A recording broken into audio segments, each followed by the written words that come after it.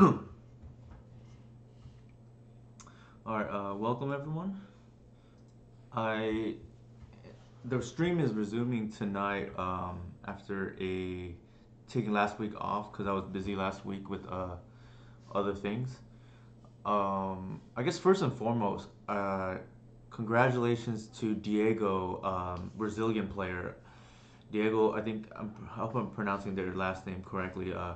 It's Ganev. I think it's Ganeve, but I'm not 100% sure. But they uh, went 7-1 with the last round being a scoop in the qualifier this Saturday into top four finish. So pretty impressive. They played a very similar list, but with some differences in terms of the flavor. I guess is probably the best word I can use. So let me bring up the list. So here's the list Diego played. Um, and they went, yeah, like I said, they started 7-0, conceded last round, round eight of the qualifier, and they lost in the top four. They're playing the five dorks, three halfling, two ignoble, which I think is reasonable. I would not go lower than five personally. I think four is just asking to lose to mana denial, or just like just like random things, right?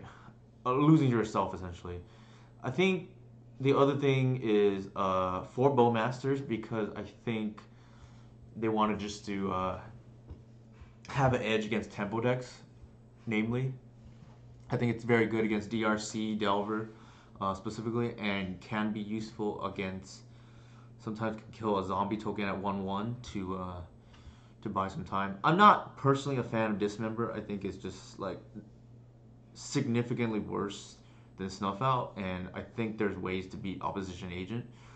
Um, that's me personally. I think playing Dismember essentially is respecting Opposition Agent, in my opinion, because that's really the only card that this hits that Snuff Out doesn't. I mean, obviously there's some other things like Magus and Gadok Teague, but they're less popular, and you have ways to beat it. Those cards.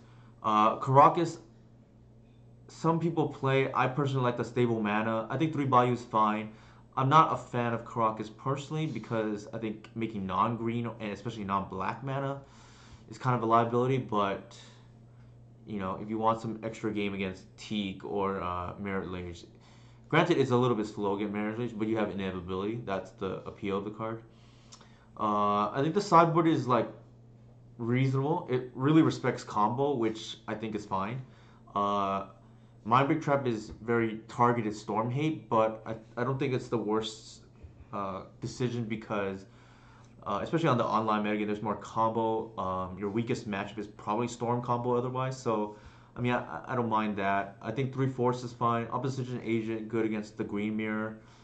No Rod, I think like a second oof that is harder to kill is pretty reasonable. Like I said, I think the only card I'm not personally a big fan of is Dismember because Snuff Out is just significantly better against like Initiative or like Cephalid Breakfast, things like that. And I'm not personally a fan of Caracas, but everything else I think is like pretty reasonable. I can get behind Mind Trap if you're expecting Storm or like creative technique. I don't even know how good it is against that deck, but those are like reasonable things you could run into in a big event. So that's just my 2 cents on the list. I think it's pretty reasonable, and obviously Diego played, I'm sure, very well to put themselves in a position to get that far. Everything else is pretty stock. One Shepherd. I think obviously you need the full sets of Artisan and Reclaimer. The natural order targets are stock. In two endurance main is pretty stock. I think the third grist is a nice hedge if you're playing the halfling build. You have in general the trade off. Hey Mike, glad you can join. In general, the trade off is you have better fair matchups, and then you concede combo a little bit. I think that is offset by obviously the Mindbreak traps, so pretty reasonable, I think. Like I said, I think Diego probably built this with opposition agent in mind. I think that's the reason to play Dismember. And everything else is like fairly stock or straightforward in terms of the application. Like trap is combo hate, and I think beseech is reinvigorate some of these combo archetypes. So fitting that Mike is here in the chat now. And then shout out to Rodney also for top 16ing the event with slightly different variant. Rodney was on Snuffouts, but also on the Halflings. All right. Here's what I'm playing tonight. I think the return of Cabal Pit in this list. I think I found a glaring vulnerability while testing 2 days ago against Depths. Namely, if Depths gets, and some of them are playing Godok Teak now because it's good against Beseech the Mirror, but Godok Teak protected by either Crop Rotation or Reclaimer for Sajiri Steep is a big problem. And granted, it doesn't beat Crop Rotation for Wasteland, but at least they're down to land. They try to do that, and it does beat Reclaimer because Reclaimer can't do it at instant speed, right? You can just set up your own. You can set up your own Crop Rotation end step, or if you naturally draw it, I think it's like pretty reasonable to take a Godok Teak, which is otherwise quite annoying out of that deck because it's not one of the matches we want to board out natural order, so we're somewhat reliant on it. The other, I think that's the only thing. I'm in the flex spot. I'm playing a Terra Sunder. I think I like it because you can like attract it into it to like exile a Merit Lage if need be. I also like that like in the upside scenario, it's a 2-mana disenchant with no downside. Namely, you don't need black mana for that too, which is pretty neat. The alternative was Assassin's Trophy, which has some other applications such as like Stone Raining a Doomsday player, but I think the Doomsday matchup is pretty good. And I don't think I think it's an overrated card alongside Boseiju against Depths because my personal opinion is against lands like I feel like an experienced lands or Depths player personally will be able to see that you're telegraphing Boseiju or Assassin's Trophy. But that's my personal opinion. Like somebody like a Tim Schultz or an Ali, they will main phase activate Death Speed stage, and you leave 2 mana up. They're just like pivot to something else. That's my like personal experience at least. Maybe your metagame, if people are end stepping on your end step, activating Merit Lage is probably more reasonable. All right. With that said, let's go ahead and start. Like I said, we took a week off last week because I was just busy and just like exhausted. And then resuming now. Anybody have any questions? I think the list is very good. Obviously, the biggest card that I think not everybody has adopted is Chromox.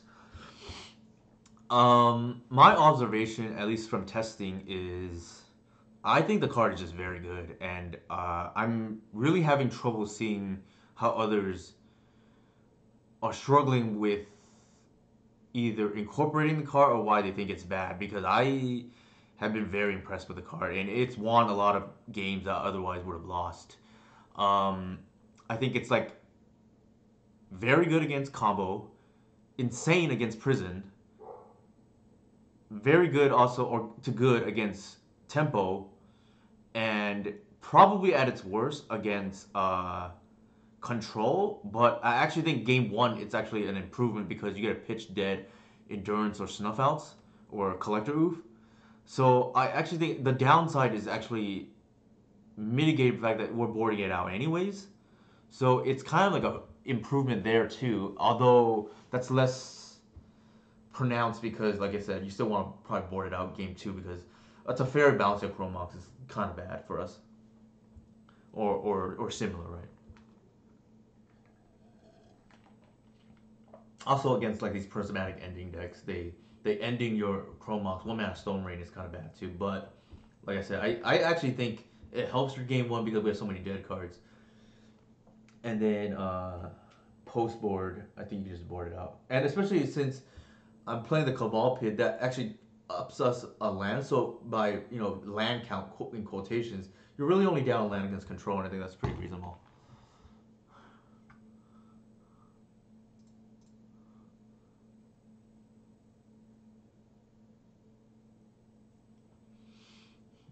Mm, sure. I'm gonna pitch the Atraxa.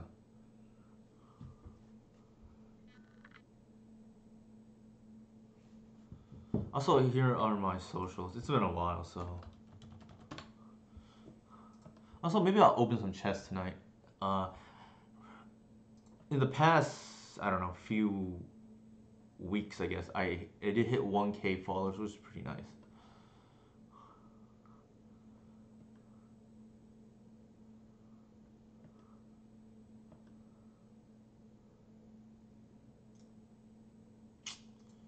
That's not the card I want to draw. I guess we take the land.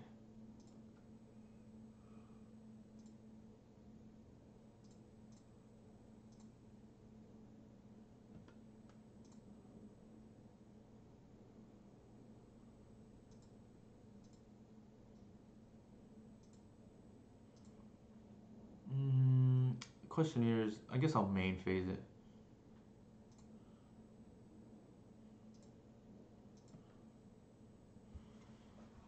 Uh, actually, let's do this. Oops.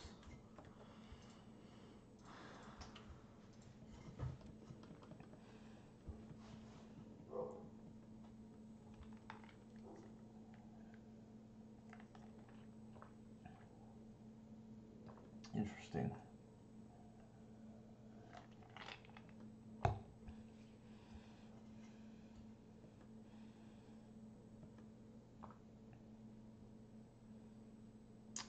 I think we're definitely gonna main phase the Bowmasters here.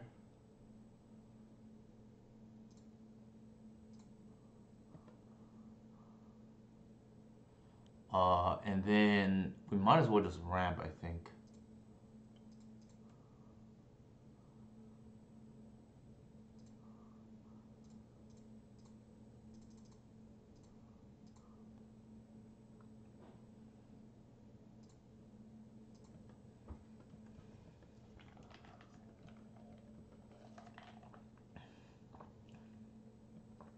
Sure.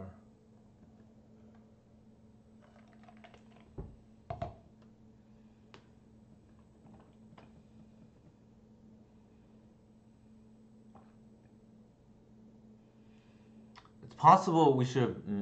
No, I think I did it correctly. Sure, maybe they want to pop the Chromox.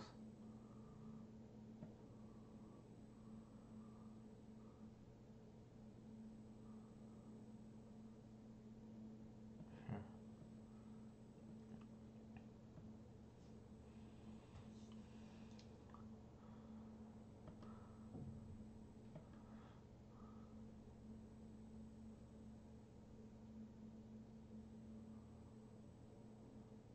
Um,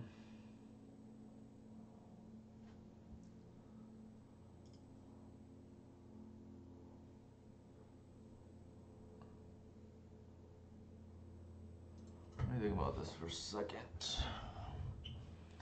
We can force a creature through with Shepherd. I think that's probably what we want to do.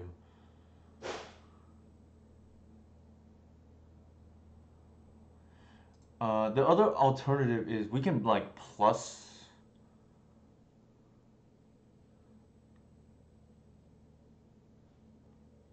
I don't think the Bowmasters actually does anything here too.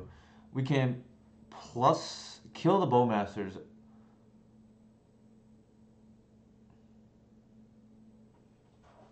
I do think we need to focus on natural order pretty soon. So that might be it.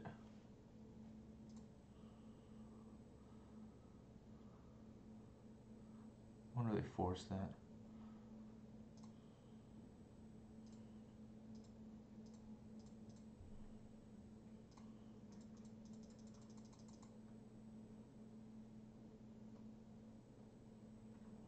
They have one card left. What are the odds? They're not even showing. Maybe I need to just make sure I don't die to something ridiculous here.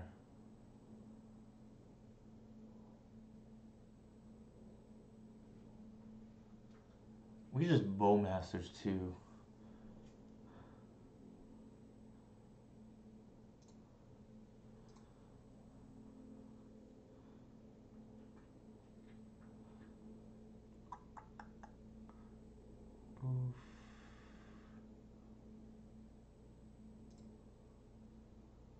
You think you just play them? Okay. I don't know what they're on. I'm just guessing here now.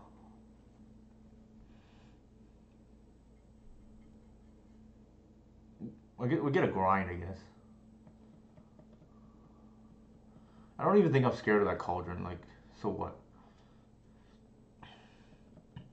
Sure. Like, I guess the scary thing is they have like natural order randomly. It might be Maverick, to be honest.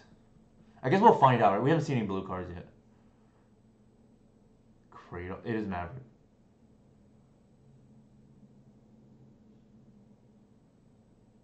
Okay, so I regret now. Sure.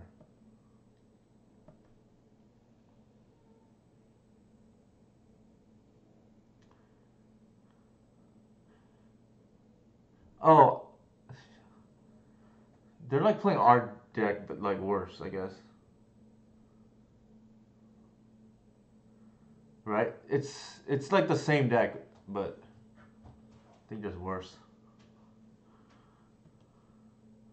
Well, the good thing is, what did they keep?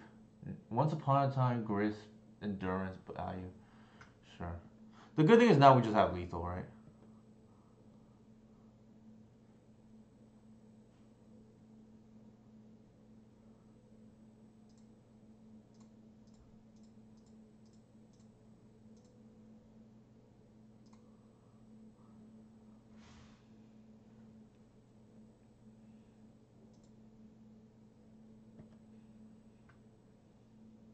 Yeah. All right. At least now we kind of know what they're on, right? The problem before was like we had no idea what's going on the other side. I like the snuff outs even though they don't answer Atraxa. Endurance has no text in this matchup. Neither does Shepherd. Probably not Bog either. It's like a half mirror, so to speak. I don't think I love Bowmasters. Like they're building their deck to try to dodge it. Uh, what did we even see? Artisan, Gris. Oh, we know they have natural order, so I think I actually like C's. Cabal Pit, there is like a decent chance they have Engineer. I don't even think we care though, but like. No. Oof. I'm gonna dare them to have the combo. I think it's clunky. Tear Asunder could be relevant in case they have like an agent or something. I don't love our cards personally. Maybe one Bowmaster. Although I didn't see any targets for it, right? So maybe the land. It could be relevant. We can need to kill like something later on. I think this is like pretty reasonable. Let's see if there's anything here I care about. The Bowmasters, the grind is like reasonable too. It might be better than a pit. But actually, I think we just want to grind with Grist if need be. Let's go.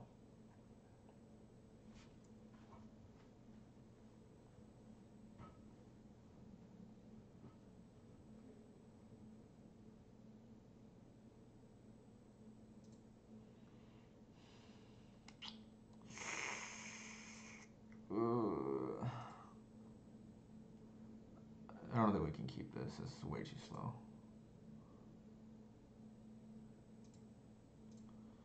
Alright, question is what do we put back here? I feel like this is not a Reclaimer matchup.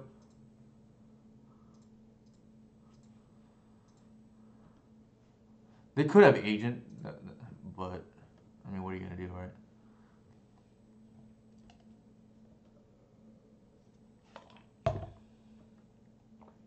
Maybe this is an Entomb.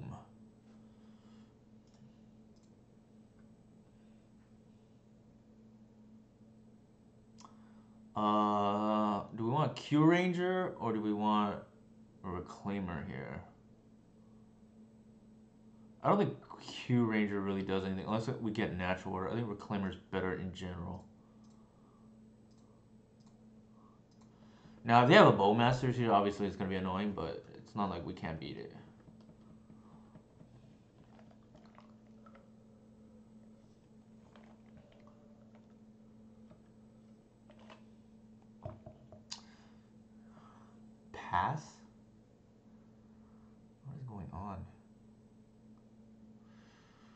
My spider senses are telling me that they have a bowmasters and don't want to hit our hierarch. Because why would they do nothing on 2 turns? Yeah, I am Sadra. And they're trying to get greedy and hit our fiend artisan here. Mm. The question is, if they don't have it, then do we get punished? Probably. I think they have it though, because it doesn't make any sense otherwise, right?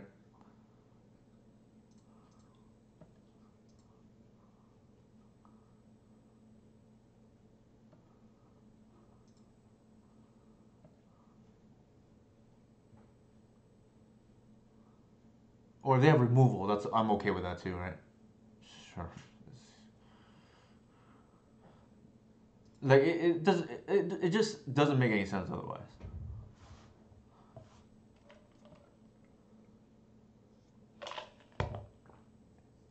I mean, yeah, like cause the problem is like if I have a hand that just cannot play around it, then they just like fall behind, right? Oh my god, do they have agent? If they have it. They have it. They have it. They have it.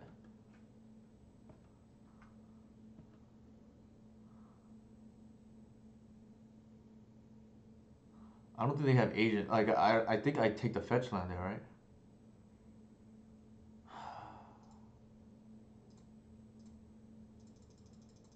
What a blowout they have it, but they do, right? I'm not gonna play around it.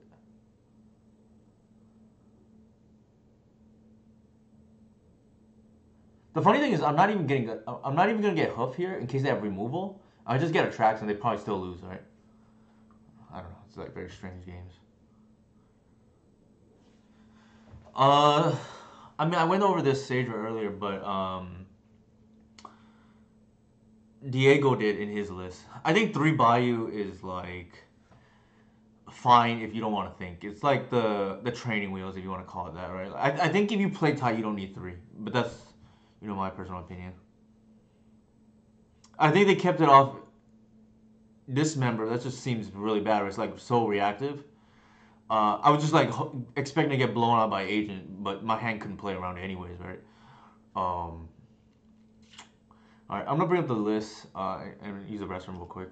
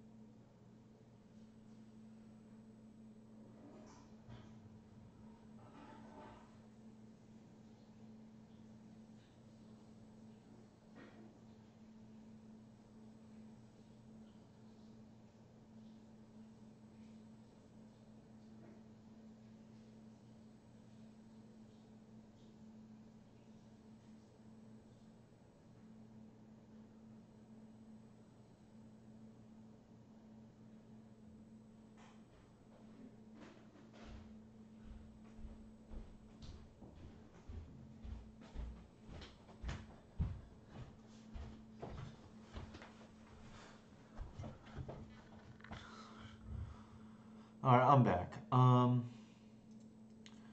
Let's start. Let's queue up. It wasn't. It was like a pseudo mirror. They had natural order and like they were more mavericky. Uh, they had like an outland liberator, which I I think the thing is like you only play Outland Liberator is if you need to or want to only play fair. The whole point of Natural Order, or at least one of the points, in my opinion, is you just don't have to worry about a lot of their game plans. You just Natural Order kill them with Atraxa, right? Like you just don't care what their deck does.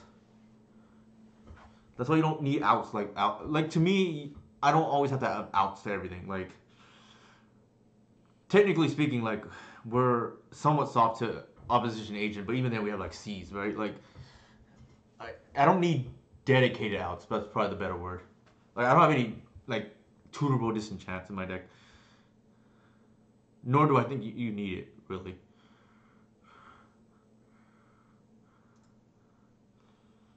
Harain. I don't really like the Cascade matchup. It's like very annoying. Well, the thing is, like, Hoof is not even the main target anymore. I don't think people realize it's to me the secondary target now.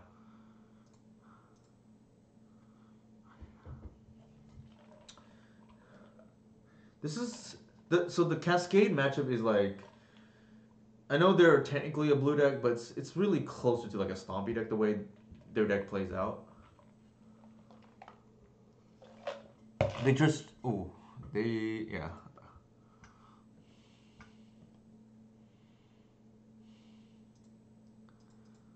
So we're gonna fetch first into once.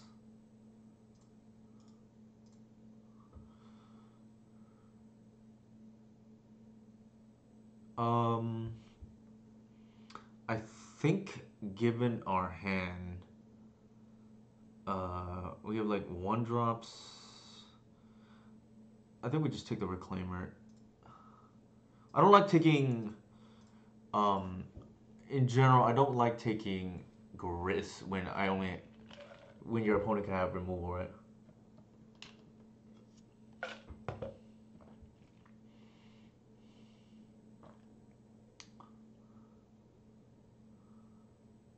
Oh, they're Delver. Okay. More reason I'm happy I took the. That's annoying though.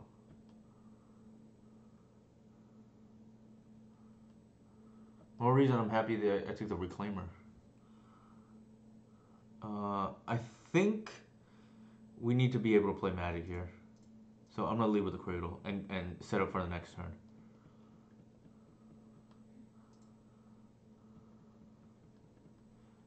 The thing is like if they bolt us, we lose the Arbor. So I'm gonna.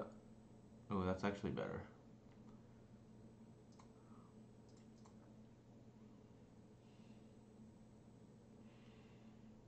Uh, it's. I think we need to turn on Snuff Out.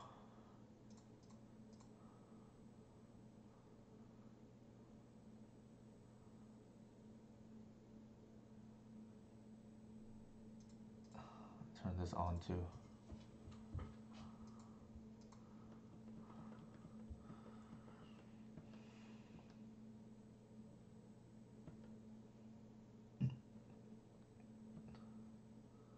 I think they're on. Yeah, it's gonna be that one card. Yeah. Or the Bolt and Ponder, sure.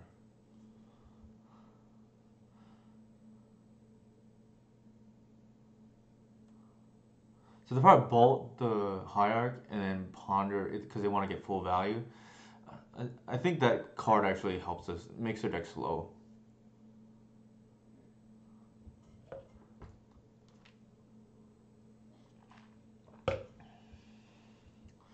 So they bolt the Hierarch here, I don't think we care.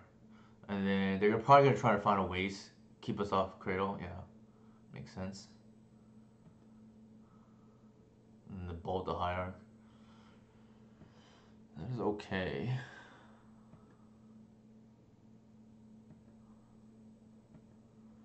Like I said, I think this all benefits us because their deck is slow. There's no pressure.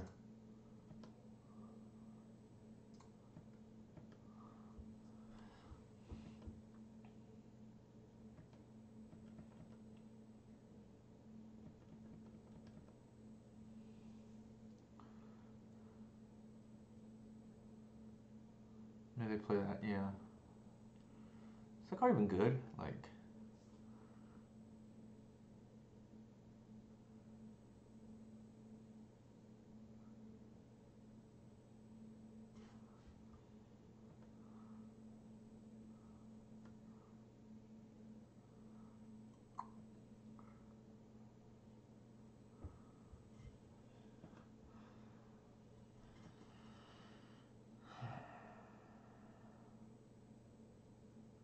so the funny thing here is we can go double artisan.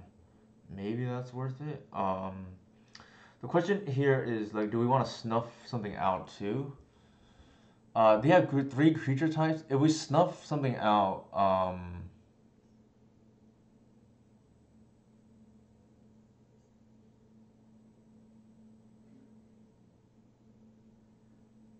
then this flies. But maybe that's okay.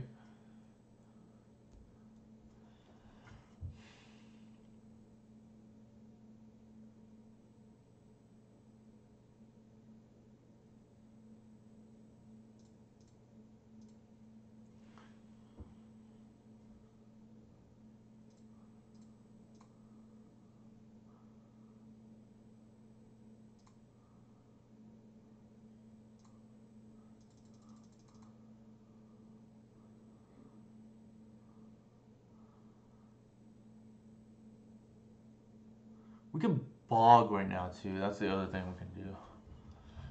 I'm trying to debate whether we... Actually, we can grow the artisan too.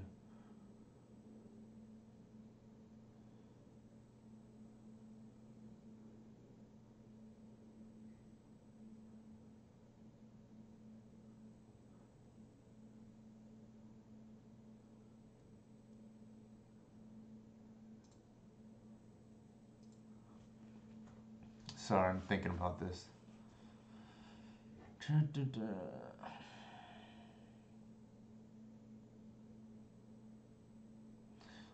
Not even sure we care about this, to be honest. They can grow to like a 4/4 or something. Actually, let's do it. This becomes a 3/3, and then it flies, and then we can just bog them and then kill the channeler. So I think that's probably fine.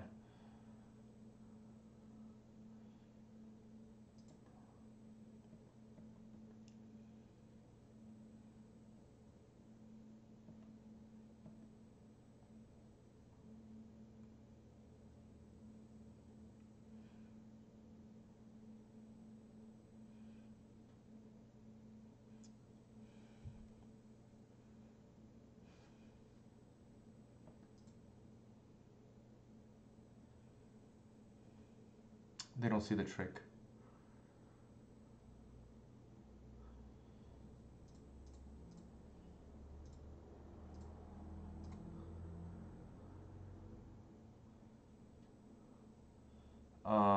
Do we get Cradle here? Maybe, or Bog is pretty good too. Actually, the Cradle upside is just too high, I think.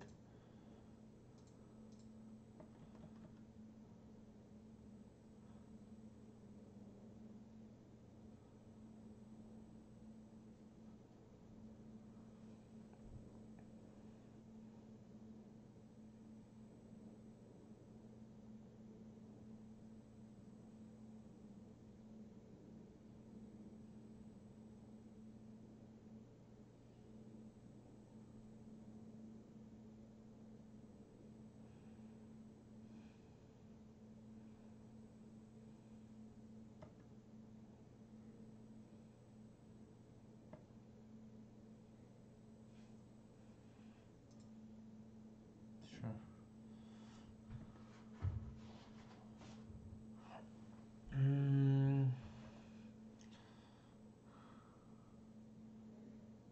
We technically have already endurance mana.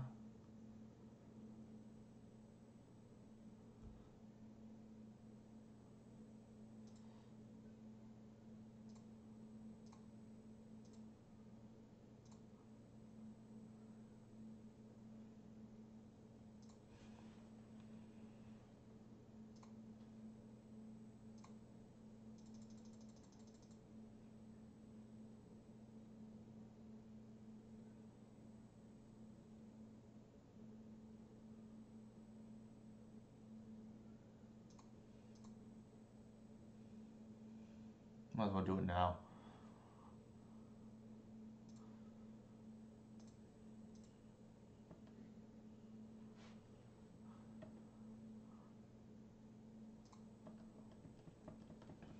I think the game might be over. And endurance is like backbreaking. I'm just like trying to think how we lose the game now. Hey Mike, how's it going? They probably need to waste us, but they waste us like they're not progressing their own like board state. Sure, that's like half annoying.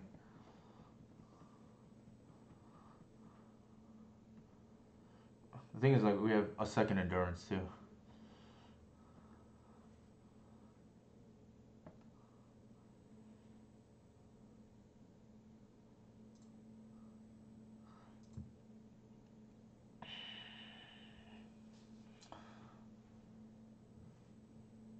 So it has to be forced into hit a land or something on top on off the top.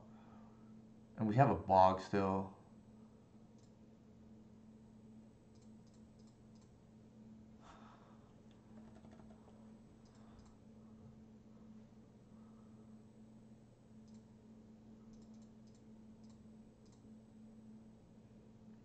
They want to force. I don't think we care. Don't think we care.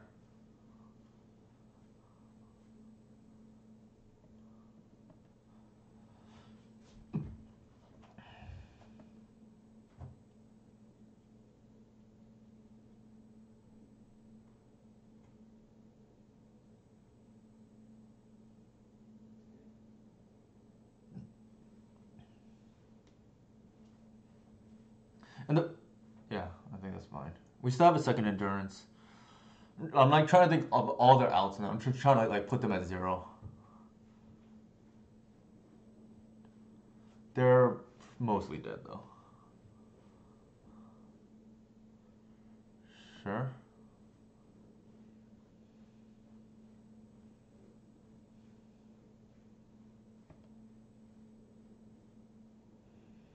Mm, let's bash with all.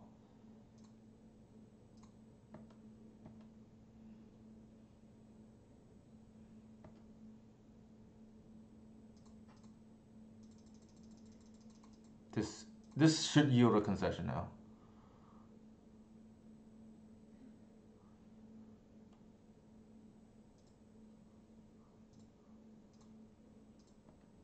Like this is the only way we lose, and we're taking care of it right now. Yeah.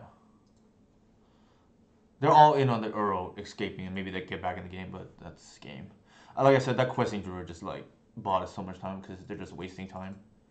It's actually why I think expressive iteration helped our deck because they think they can outgrind us, and that's typically not the case before.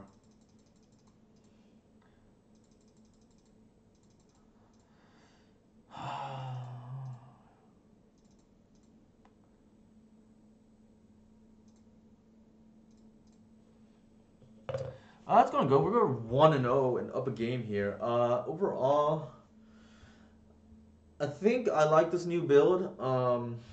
Granted, it's like the first night I'm playing it. The big change was making sure that we have clean mapping against tempo.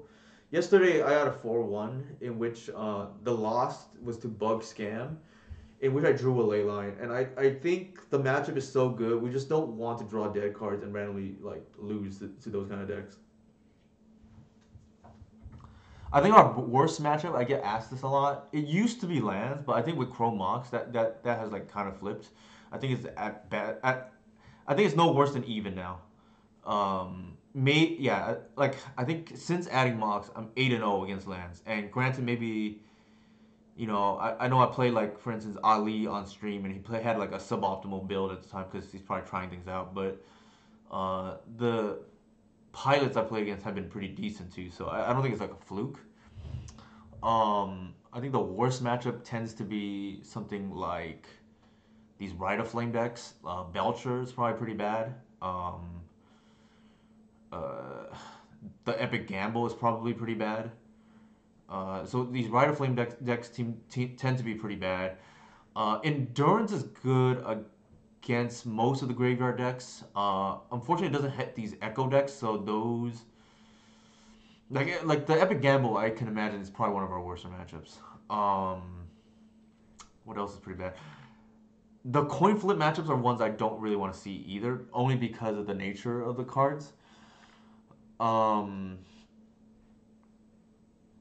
hmm, this is kind of interesting.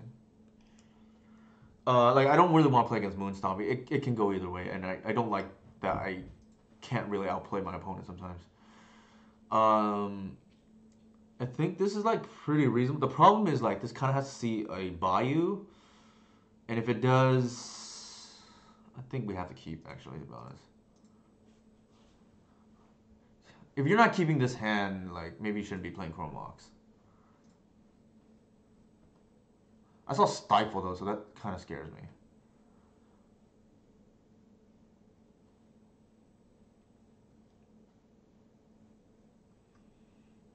Which is cute, I guess, with Uro, right? You stifle the Uro trigger so it stays in.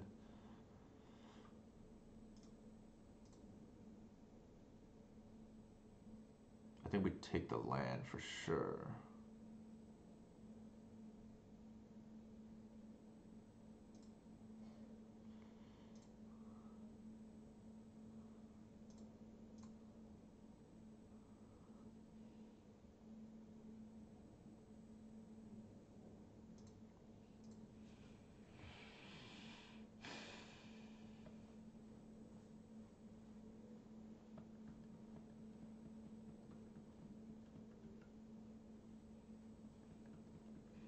Feels like they kept the stifle in, based on what we just saw.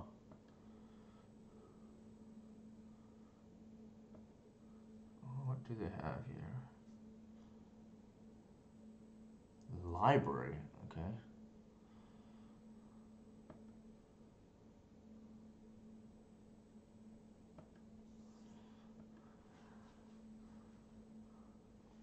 So the snuff out is dead. So I'm tempted to just like main phase Bowmasters here.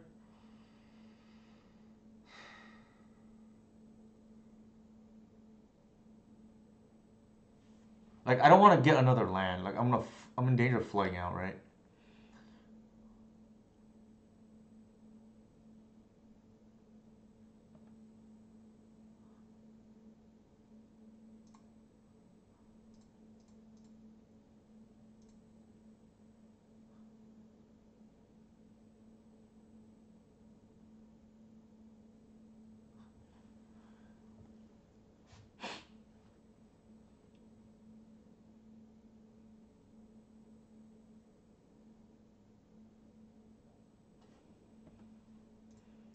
If they want a 2-for-1 me, I think I'm okay with that.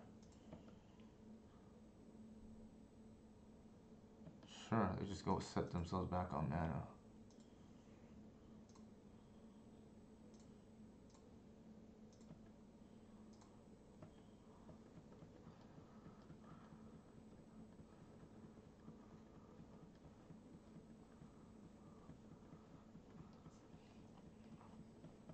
Like I didn't want to show the Cradle because I wanted to like get the Cradle mana and try to green some for 3 there.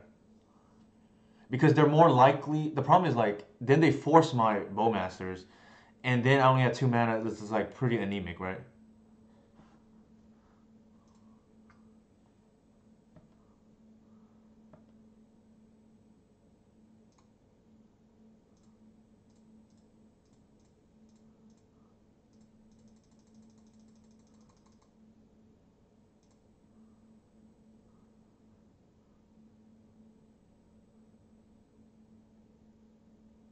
Okay.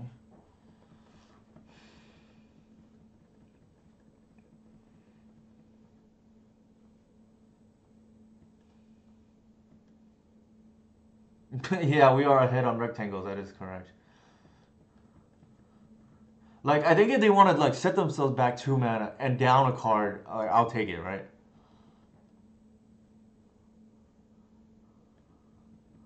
Like, I don't think I'm playing around double days there. Like, and I think the information of hiding the Cradle is way more.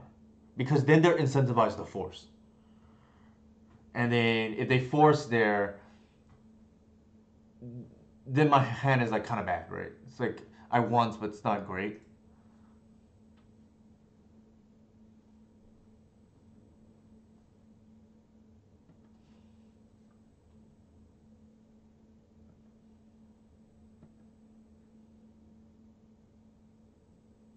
Hmm.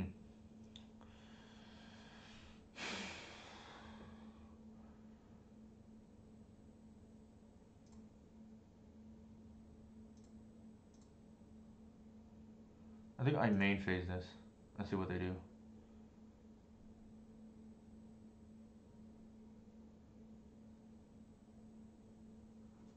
Okay.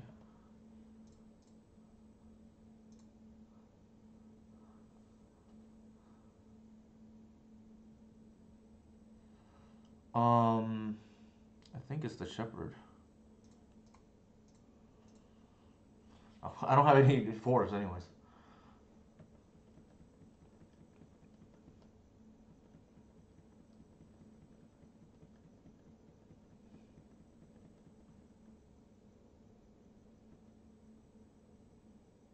Like, how much more can they eat here in terms of life?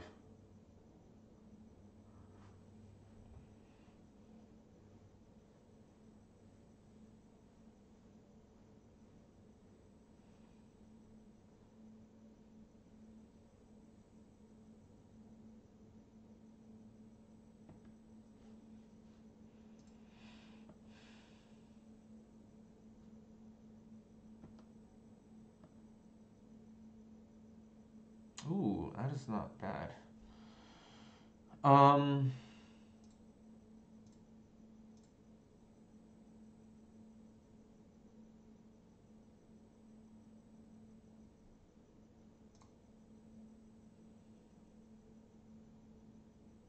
oh, take the Fiend Artisan.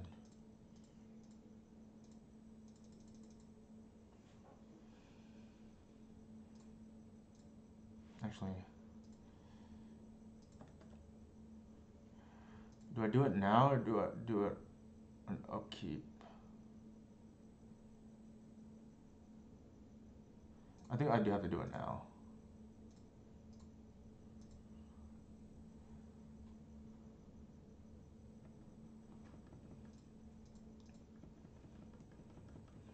The reason to not do it now is like if they daze, I waste their mana. But I think you might as well do it now in case they have force negation or something.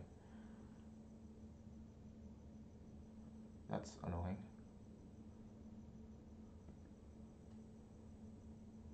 Not the end of the world though. We have a Grist that can just like kill it, but the boo is like annoying.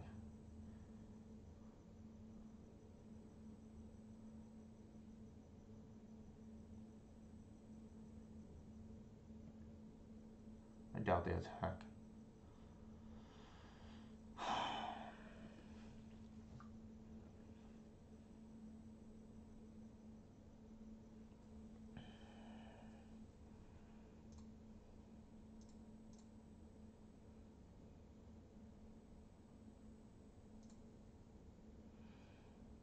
So question here is like,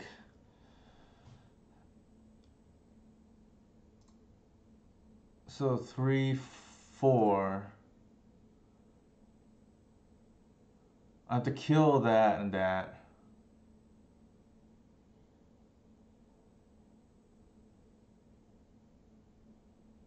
I'm trying to just think of like what is the most optimal way of doing this here.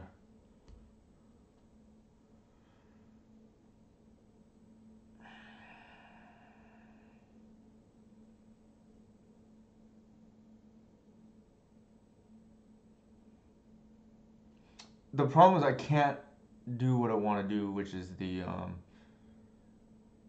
activate. So we can, so if we animate this as a 2/2, we can come crashing in. It's probably still not worth it. I think we just.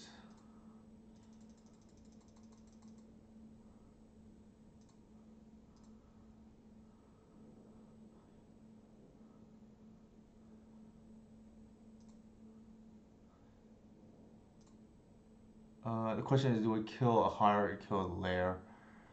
Um, I think given that we're landlight, we're gonna active. Yeah, we're gonna activate.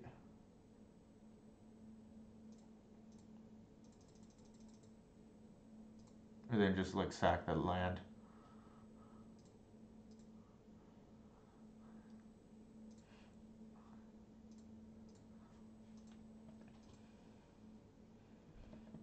They can kill our Grizz now, but I think that's fine. And I actually think they potentially need to hold back too, depending on what they draw.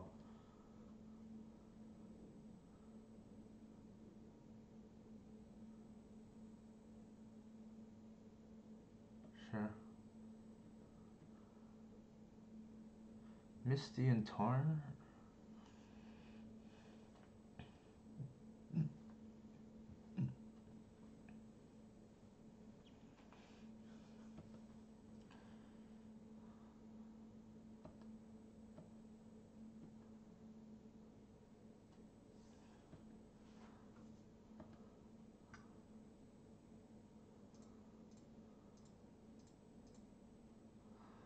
Uh, so if they flip over Earl, it's pretty bad for us.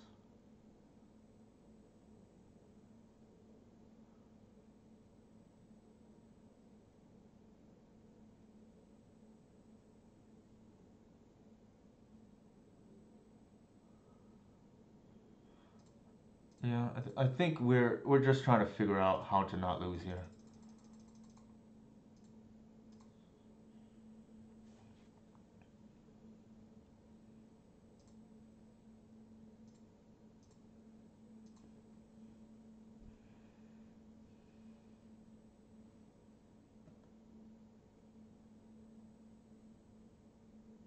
They may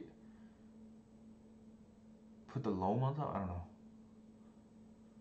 What are they getting? Like, there's nothing good. Brainstorm it. Yeah. Yes.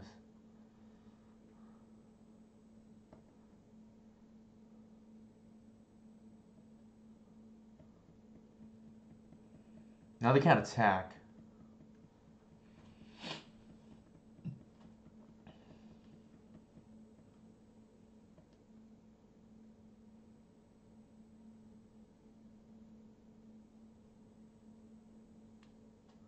The way this game has played out, I'm tempted to leave an Ashlar, but maybe we don't need it. Mince and Boo is like kind of annoying because they go over us because we're trying to play that mid-range game.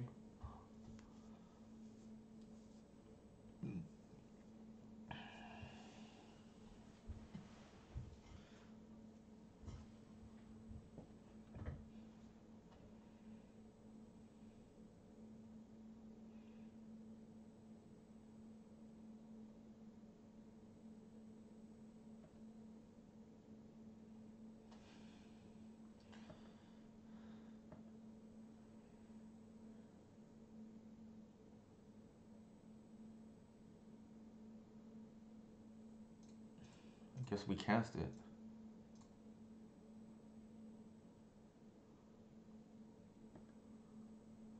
No, they have force, I think.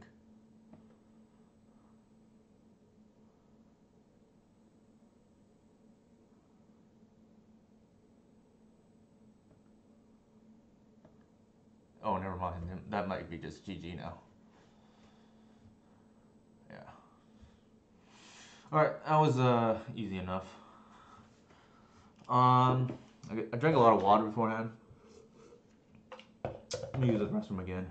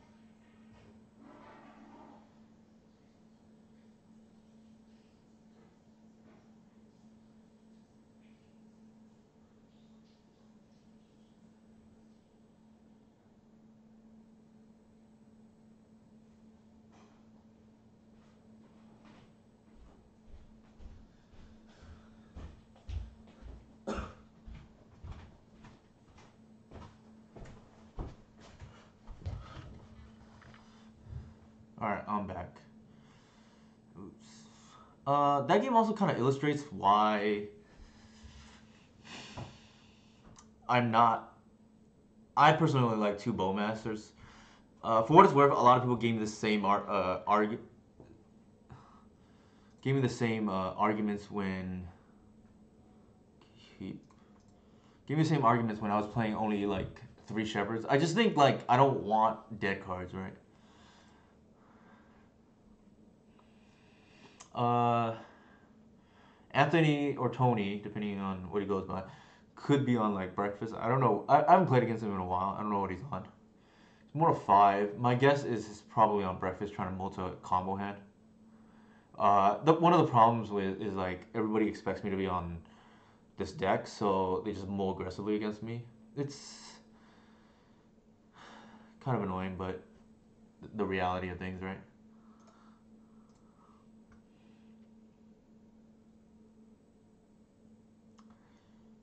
I think we take the artisan. In case they're on a tempo deck, I'm just gonna play as if I don't know what they're on. It's possible they're not on breakfast.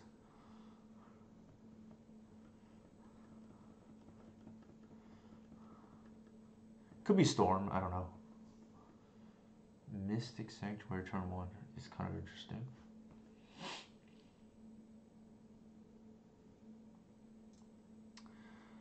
Um,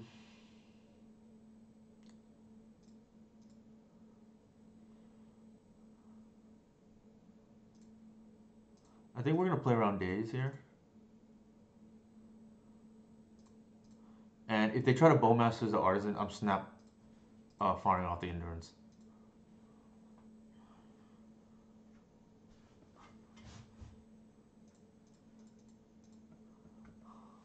As a counter spell, essentially, right?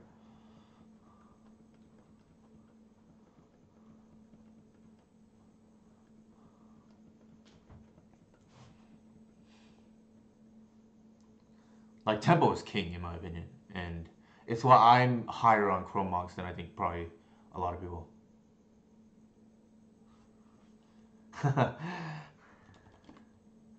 Tony jokes, words can't describe how gross it feels to return to the sanctuary.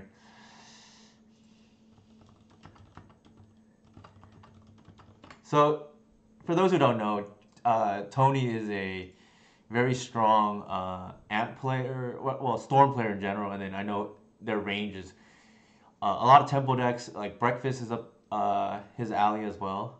So it's got to feel so bad to have to daze back to Mystic Sanctuary because the Reclaimer is presumably pretty good against them. I don't know what they're on, but daze suggests like the Reclaimer matters for tempo reasons and whatnot. Let's see.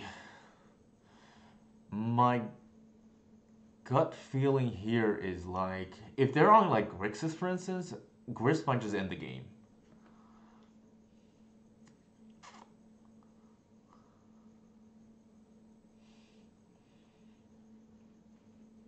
I'm trying to think what they could be on.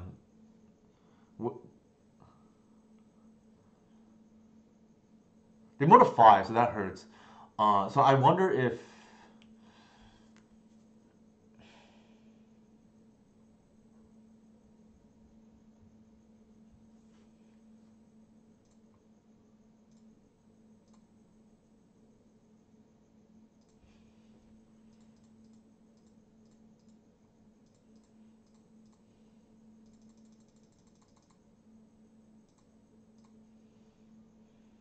I think we just like stick the Grist and tick up, right? Get our engine going.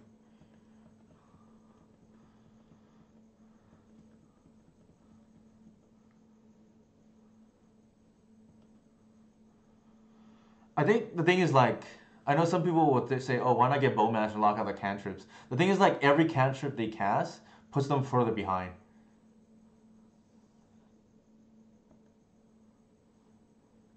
All right. They are on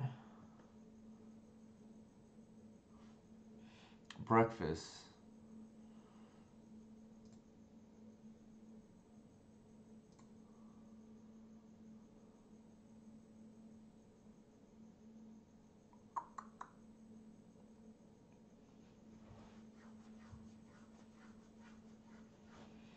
I think what I'm gonna do is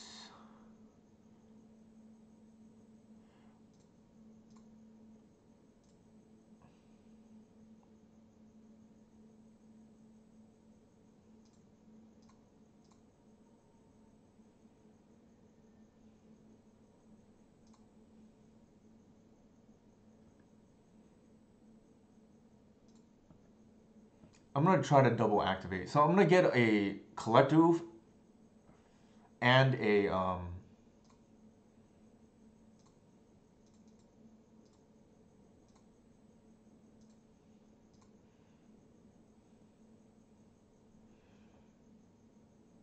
reclaimer here.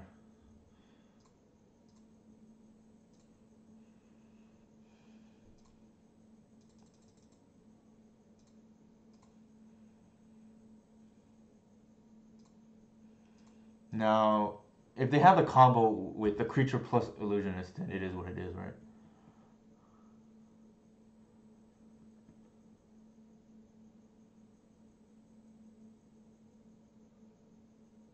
All right, that's a good sign.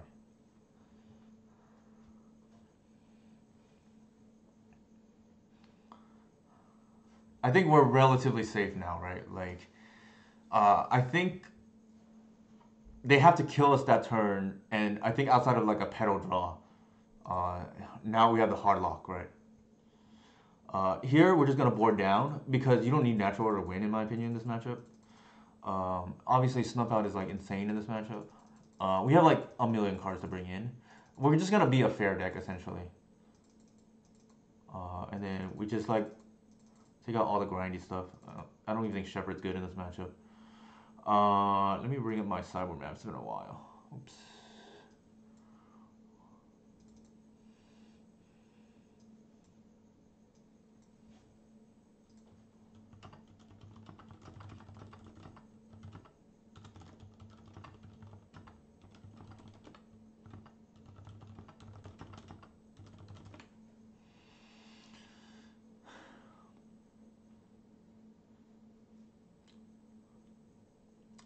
Let's see. How do I board here? Breakfast. Took out the grist. Took out the shepherd. I think an artisan can go. It's a little bit. It's pretty slow to be honest. This is like a speed matchup. What else? Oh, I want to board the Chromoxes. And then I think the Terra Thunder is good here to hit Saga. So essentially, we board into like full control.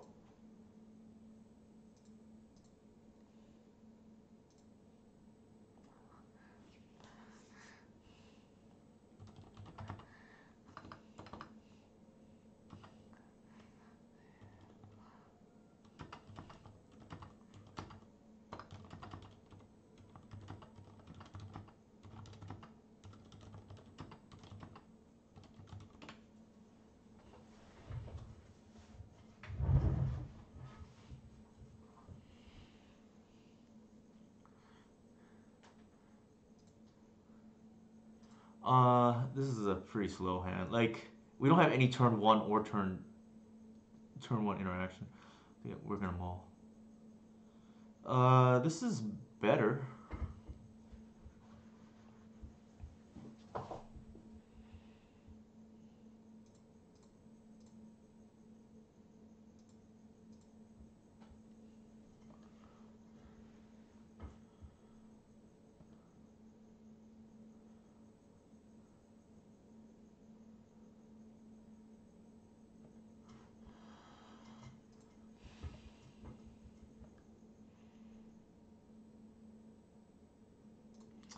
I think in this situation, like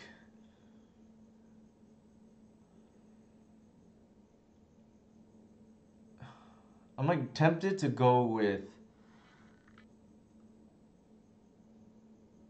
high. I'm tempted to go a hierarchy here, but the problem is like then this is like forced to name the thing. It's probably okay.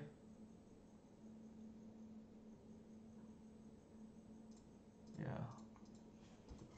Our hand gets a lot better, and there's a good chance he has removal too. So we're more rewarded if he has a removal hand.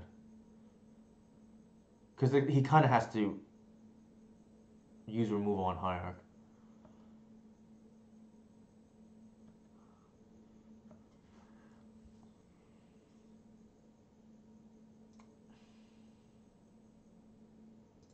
Hmm.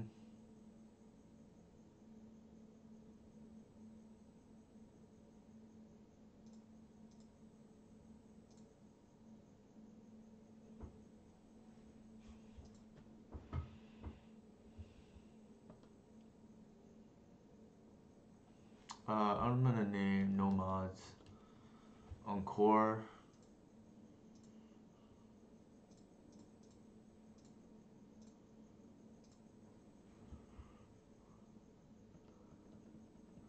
So we're like double protected right now. If Tony has the out, then it is what it is. But I think I like this line a lot better because it plays to win.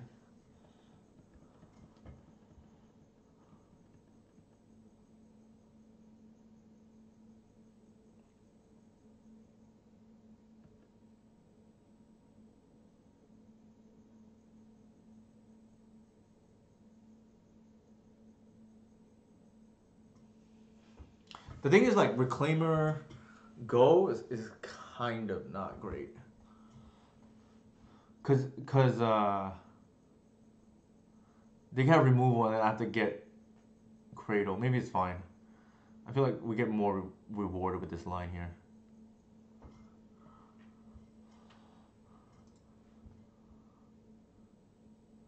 That is an awkward hand. I'm curious why. Sure. So he did have the Nomads on core, so he has a combo piece. Huh.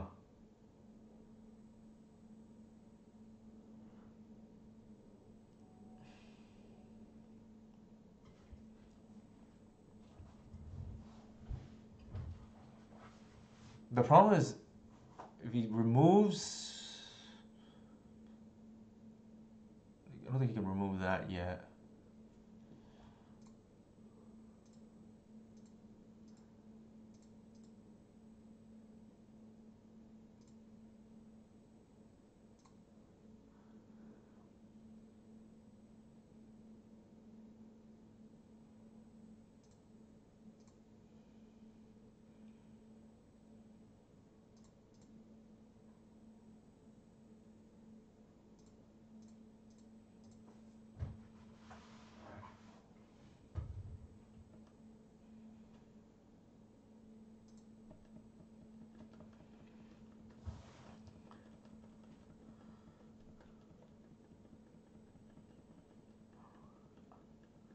We get punished by a prismatic ending, but it is what it is, right?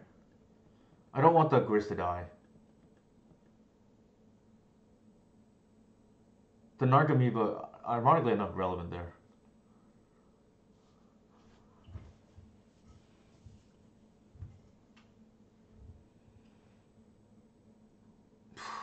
Okay.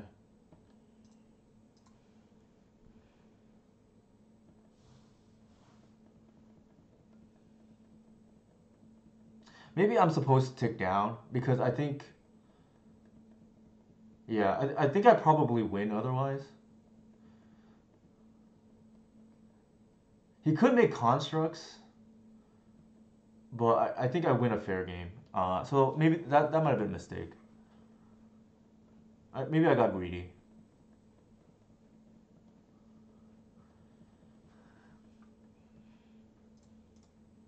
I'll just concede. Actually, it's quick. I'll just F.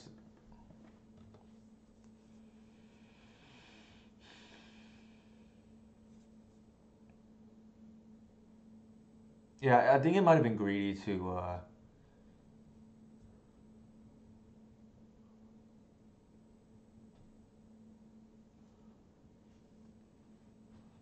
not tick down there. I know we know the illusionist is in hand. I just assume that they don't have pending because that's a lot of removal supposed to bring in. Granted, we haven't seen any swords yet, so maybe they don't have any swords.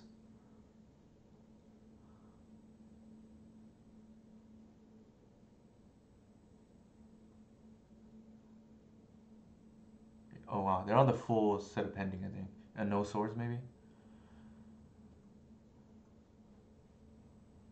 So now we know.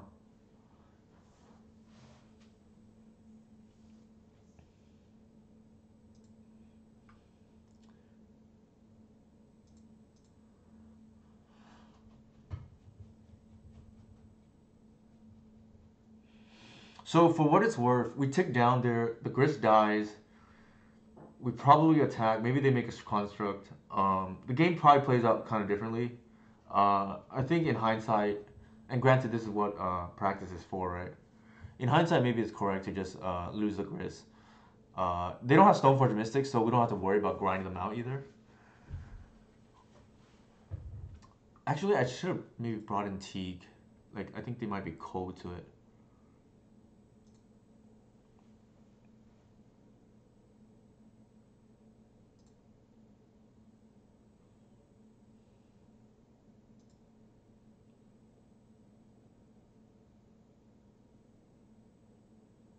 Do we see any outs to Teague? Maybe not, yeah. I guess they can, like, make constructs, but that's something to keep in mind, too, right?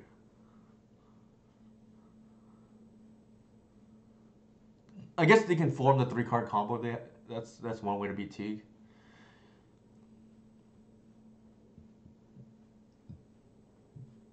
But much harder.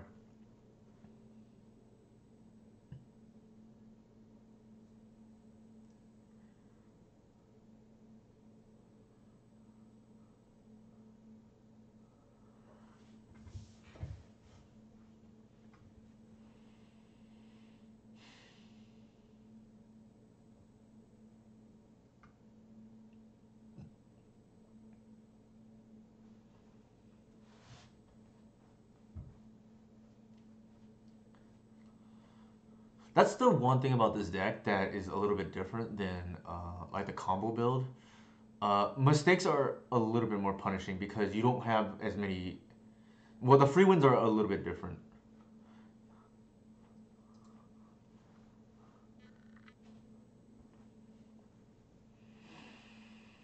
So our turn one play is like most likely just hierarch here.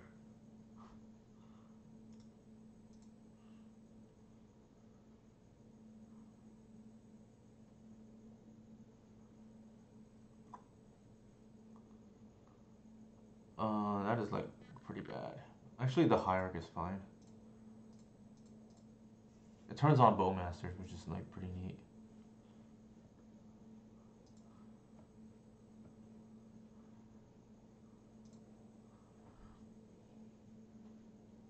We're gonna plow it.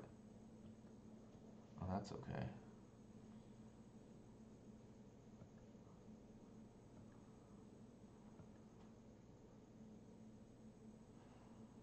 Um, Fortunately, this is like awkward.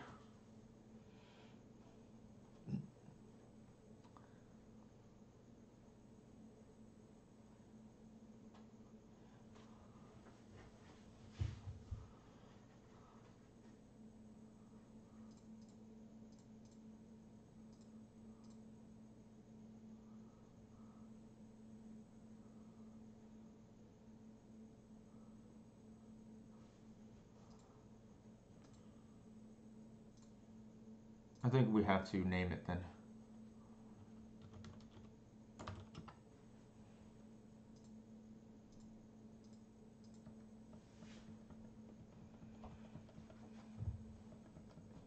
I think they have the fast combo hand.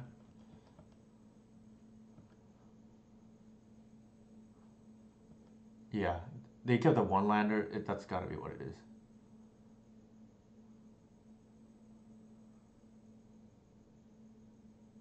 Maybe a removal spell in hierarchy here.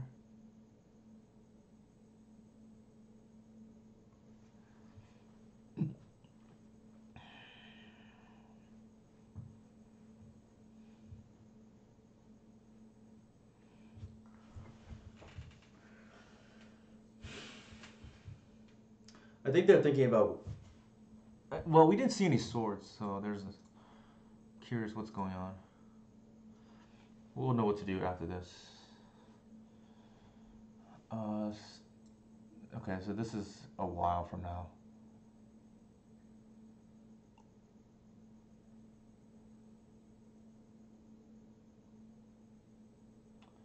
I think we take this.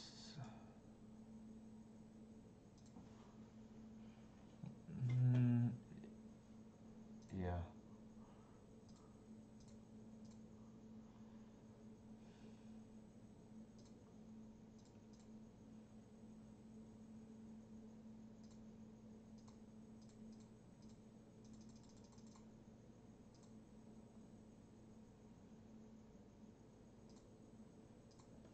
Uh, if they don't draw the swords here, I think it's over.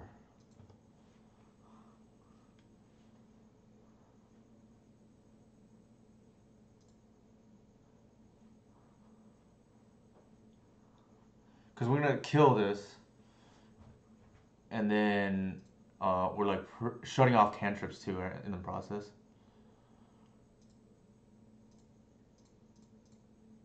Uh,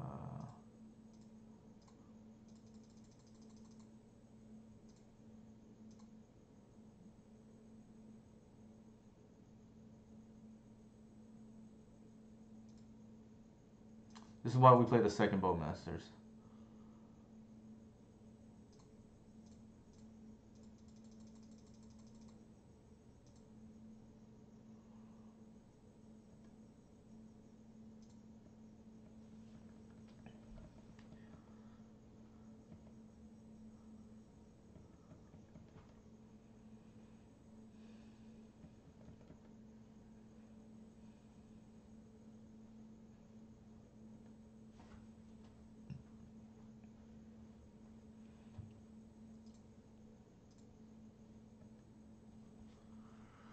All right, 3-0.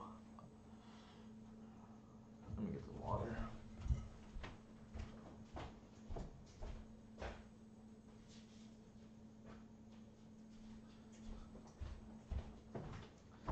It was pretty rough for Tony though. He moved to 5, I think.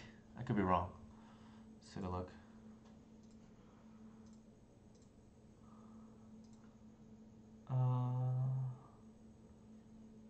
Moved to 6, okay. And then he forced, so that's like a mode 5, right?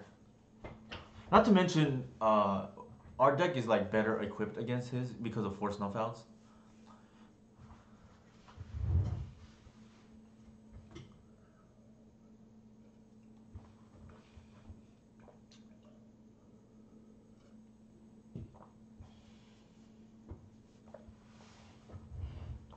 There's really no need for natural order in these graveyard matchups. Like, once you have the virtual lock, it doesn't really matter how you win, right? Whether it be lair or like, beats even. Like it doesn't have to be pretty. Like the way natural order is like a clean kill. Like I don't mind winning ugly, so to speak. Like it's almost like the old school DNC in a way, where like you cross the finish line with a bunch of like 2-1s and whatnot, uh, like before your Orion, obviously. And in the same vein here, you just cross with like a layer or whatever exalted creature, like endurance maybe.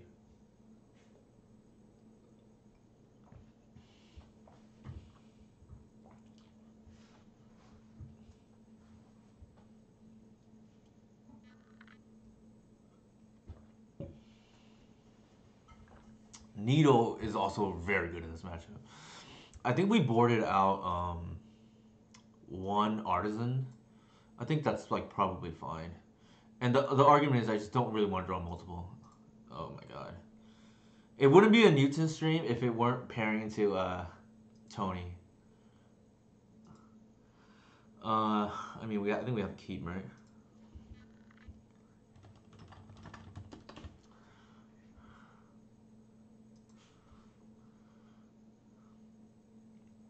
Mm, I think here we just like vomit our hand.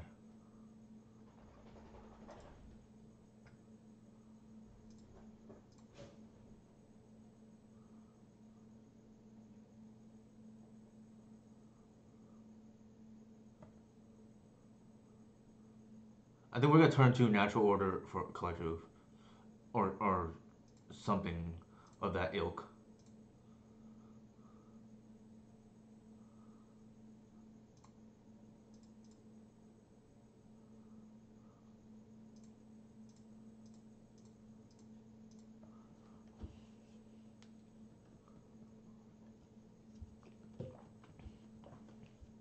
We just played Mox Emerald, for what it's worth.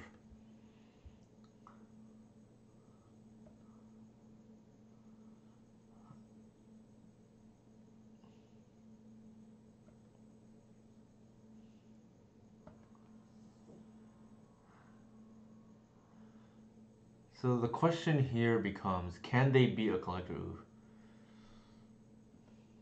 It'd be nice if we drew the Cradle, but I think there's asking for trouble.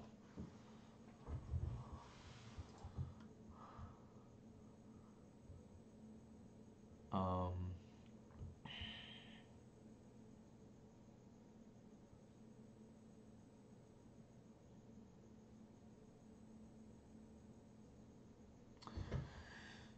so if we get a Traxa here, they're on the key deck.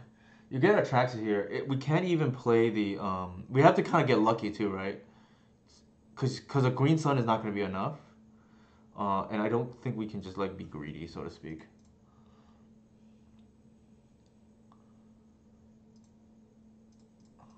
I It's not full value, but I think we have no choice. Okay, so they have it.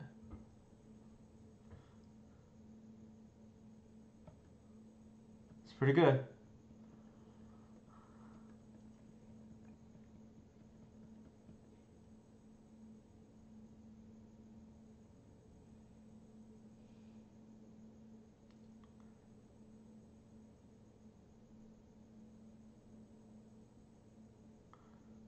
Sure. The good is we have a lot of live top decks.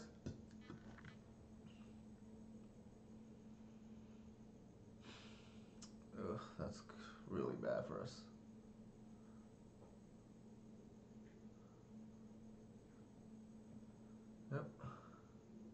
Yep. They should be pinging both creatures. Yeah. The good thing is Green Sun is still alive here. We have like 5 outs.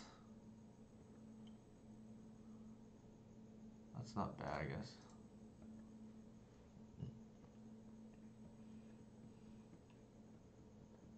This, in general, we are not favored against anything Tony plays. Like, and the reason being is because he tends to play storm decks that do not rely on the graveyard, or they're like echo decks, right? It's like where endurance doesn't matter. Post board, I think it's probably a little bit better because of like force of vigor and things like that. But game one, collective matters, but usually it's not fast enough. And in this case, they had force. Could be a loss here.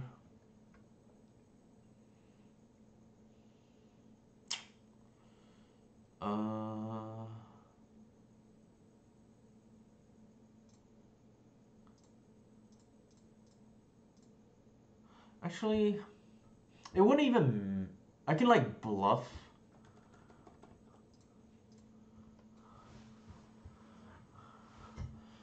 If they echo here, I can bluff Bowmasters. The 1 damage is not gonna matter.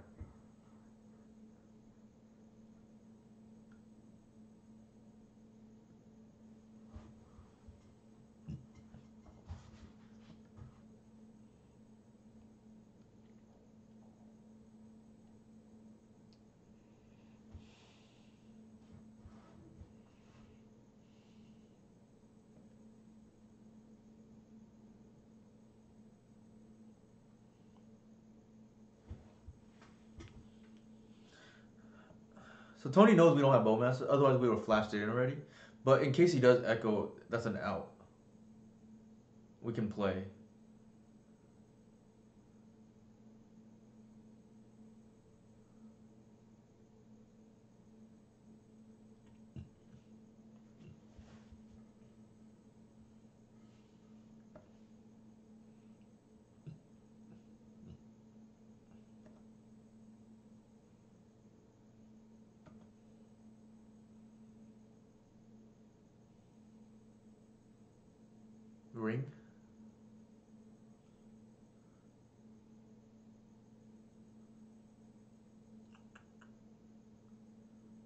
Oh, that's okay.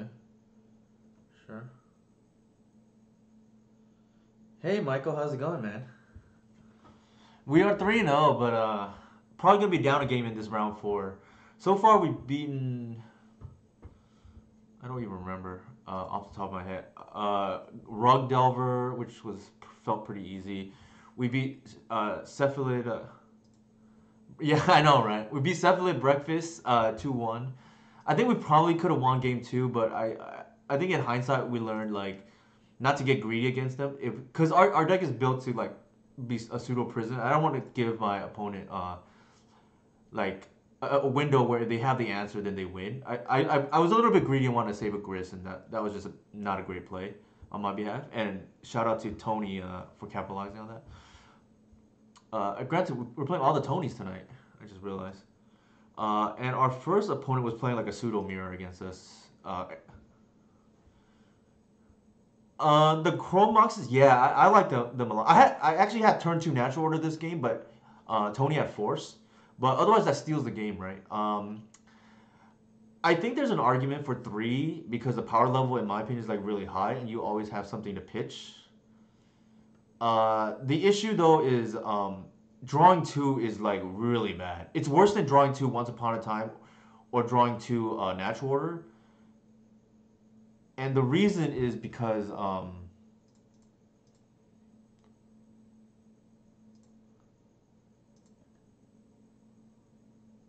actually I should not have done that. That's okay. And the reason being is because the Chrome Mox itself pitches a card. So two natural order or two once upon a time, which we play three of, is kind of equivalent to a mode of six or pseudo mode. Two Chrome Moxes is a mode of five is the reason. I think we have to pass. We're probably dead, to be honest. But yeah, I personally think Chrome Moxes are really good. But I'm only playing two when I started at three. Yeah, you kind of want two and a half because the first one's kind of insane. It's not great also if you mulligan already. So like you kind of want to make sure that the fail rate of the deck is not too low. I'm sorry, too high. But it's like really good against everything but maybe control, in my opinion. Because you just have like dead snuff outs game one.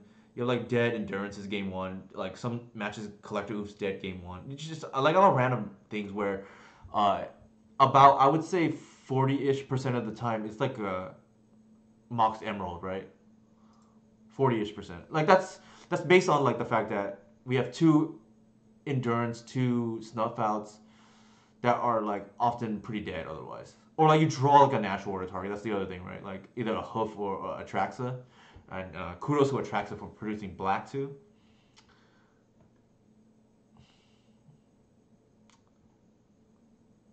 The fun thing is like with Atraxa you can actually cast God Teague, which is pretty neat. I've done that one time so far. Usually to cast God Teague in this list you need to I mean we're dead, but like we're gonna play it out here. Just to see. I guess they don't have any echoes. That they didn't show it. Actually, I take that back. They don't have echo because they're playing PO, so that's the reason. Like I've seen these lists. They're on like Echo, Key, Mystic Forge, but this is like a strictly a PO deck. And I'm assuming they went with the Oracle. That would be my guess.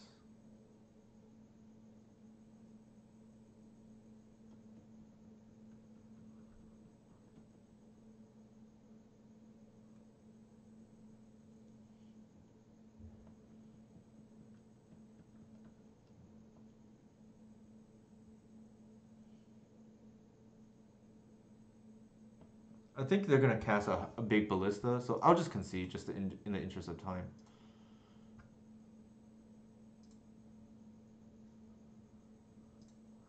Um, definitely bring in the forces. What do we see anything in the yard where I want endurance? Probably not. I don't think this is a grist matchup either. Needles seem pretty good for either Emery or Ring. Bog probably not. Lair probably not. Uh, Bowmasters, that all seems reasonable. There, I wonder if we want Teague in this matchup. Maybe. It depends how many cards we have too, right?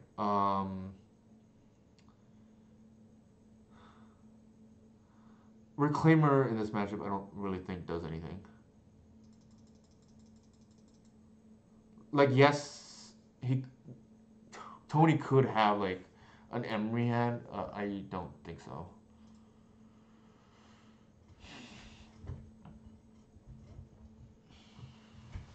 I actually think Shepherd is probably pretty bad too when we're boarding into all these black cards. Actually, we can like technically force through a Green Sun. Maybe that's worth it. Looking at the hand here, Needle for Ring I think is like pretty solid. Snuff Out actually looks like to me the bad card. I don't think Emery is like what we want to be doing. Um, and I think the Teague is probably better. Like shutting off Ring seems pretty relevant. In case like the oof dies or something. Or shutting off PO, right? I think from here, I think that's probably what we want to do. Teague, yeah, I know, right? I think, yeah, the Shepherd's probably fine. Do we have anything else that we care about? I don't think so. This is probably not a layer matchup. I think I'd rather have just creatures to pitch to Fiend Artisan.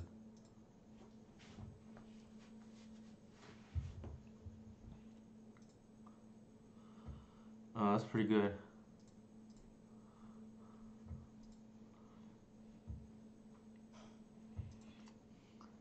I love how like ever since Creative Technique and Mind's Desire got well, Creative Technique was a thing and Mind's Desire got unbanned.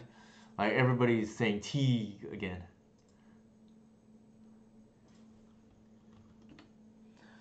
Laura, you reveal Pyro Spellbomb.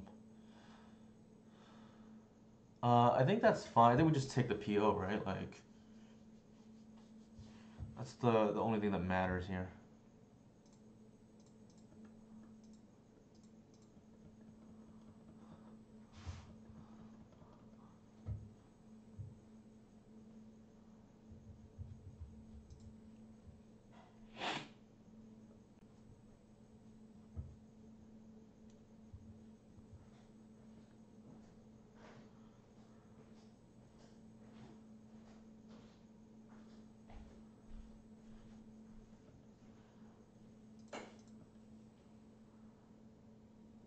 Huh.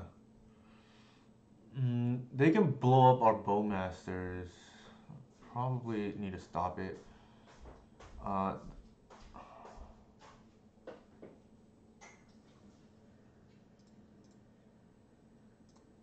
we can stop their cycle too.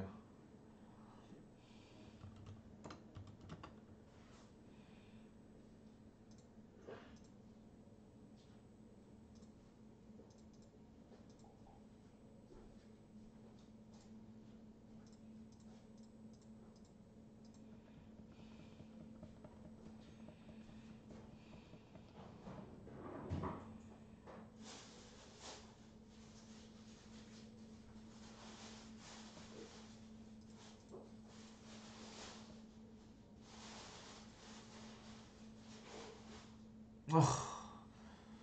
Why?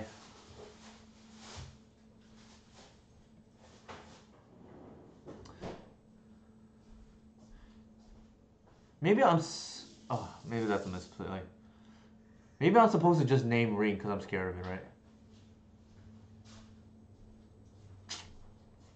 That's bad now.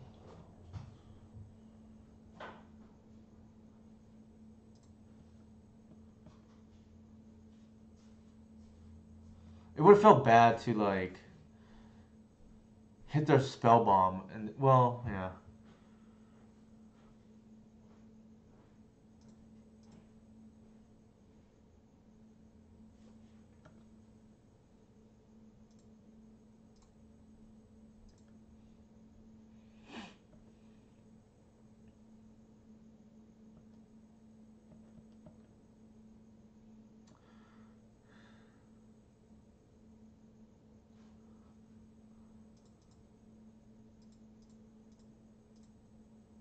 So I think I misplayed, but live and learn, right? I don't think that we actually. Well, it's kind of hard to because they can just like kill the bowmasters, which is what I was concerned about. But then I think that's better than losing to the ring, and so they would just be on a four outer, right? Like shutting off ring.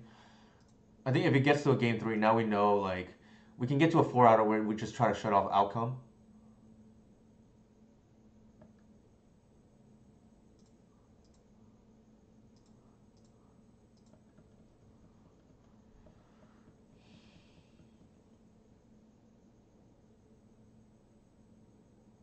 But live and learn.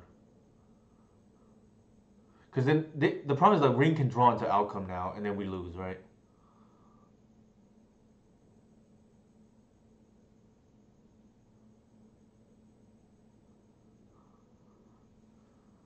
So that was a brain a misplay by my behalf.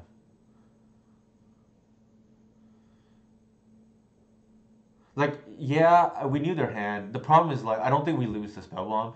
It's like bowmasters is just like medium in this match only because they don't have echo.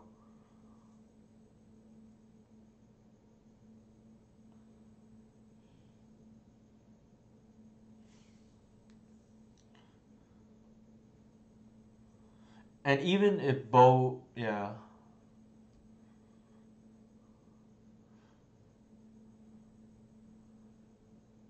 repeal, sure.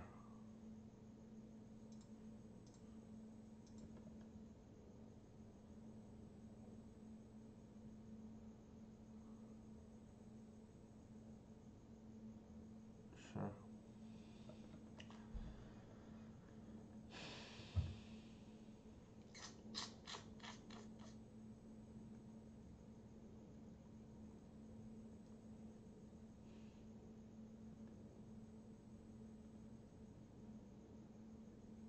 So that was a brain fart on my behalf. I overthought it, and like I said, I think we're okay if spellbomb kills. I think we're okay with spellbomb killing.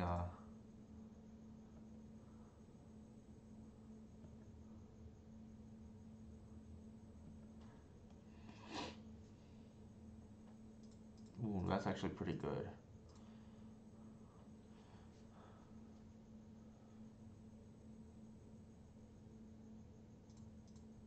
Because we can just take whatever's relevant, and then needle the ring. Ugh.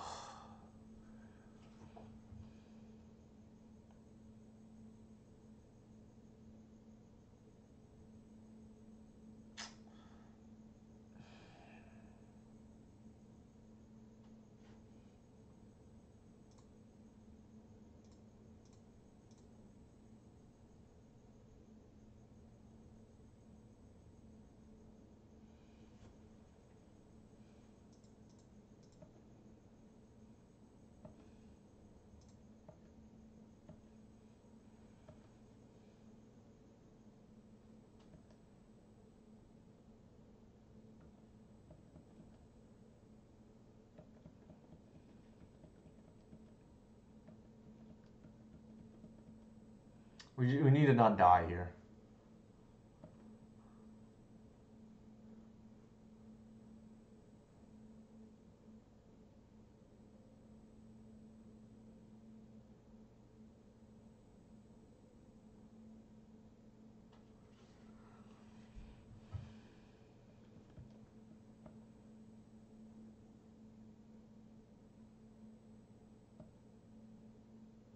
Guess we need F6.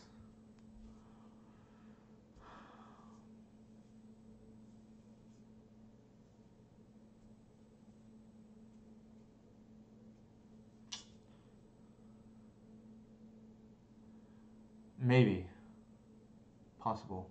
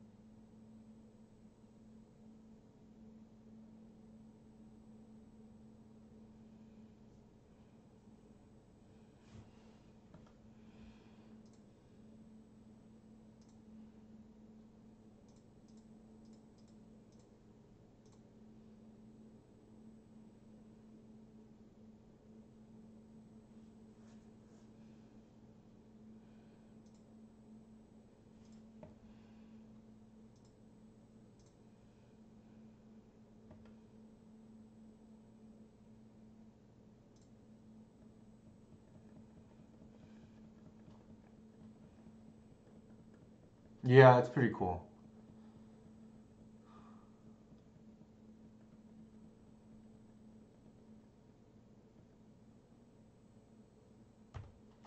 I definitely threw this game though. Like, I got too cute and just like should have just essentially start counting outs from their deck and hit the name ring even though they didn't have it. Because I think that's the only card we that and like PO is what we lose to. So we should off have the outs if we do that. But better here than in a bigger event, right?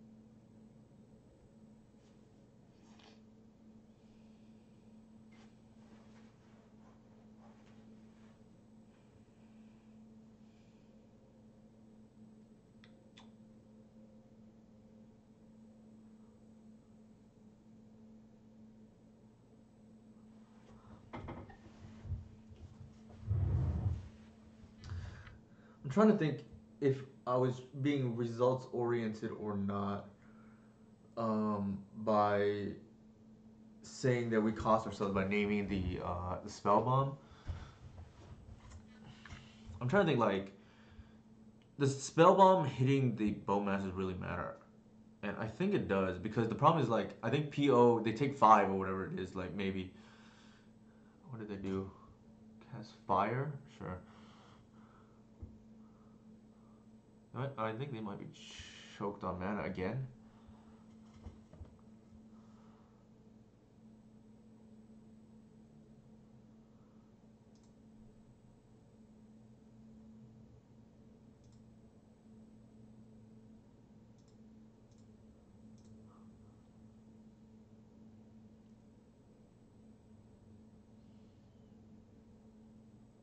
Mm, I think I want the land.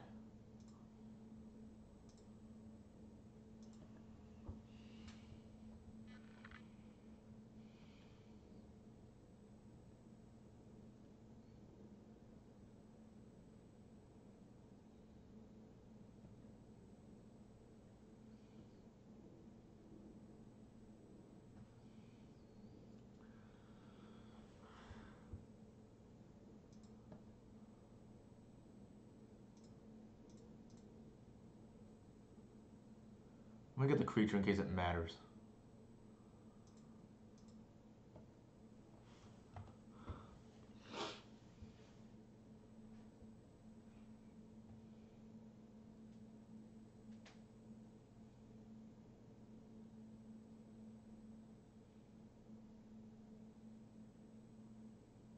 Raven form actually makes sense too, because then they would have died to the ring otherwise. So that's pretty clutch. But it's like I said, it shouldn't have gotten here. I got it's. I guess it work. It balances out at the end, right? Like we didn't get punished against Anthony on breakfast because we ended up winning game three. But here now we're getting punished.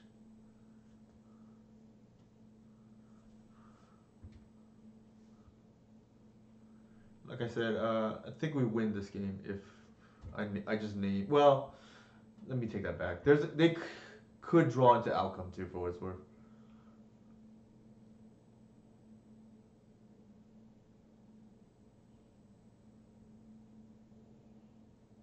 I live and learn.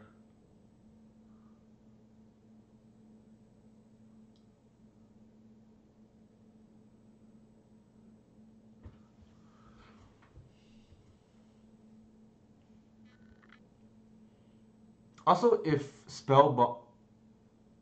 hits whatever, we still get a one. We still get one. What is it called? An army token, right? And there's a chance they cycle it too, just because they need to.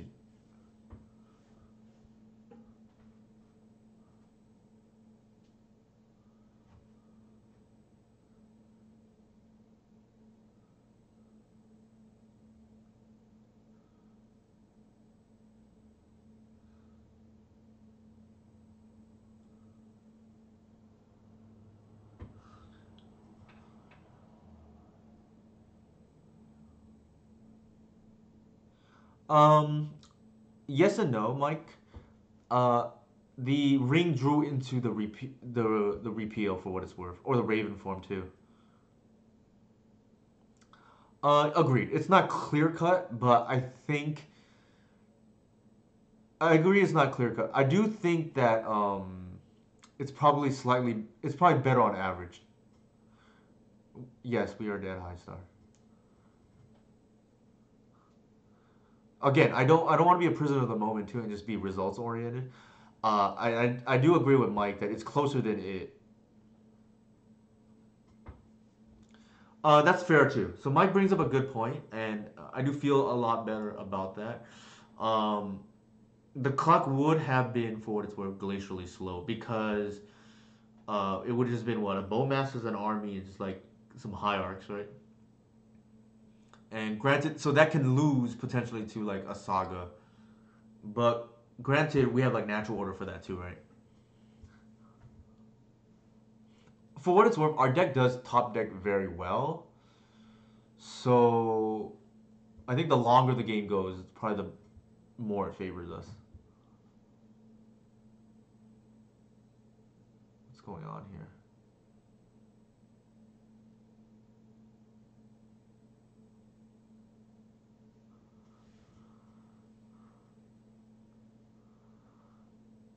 Okay, we're dead.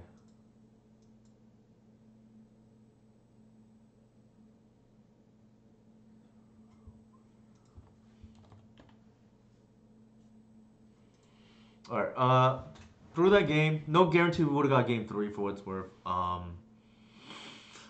right, let's try to finish strong. We have one more, but I gotta use the restroom.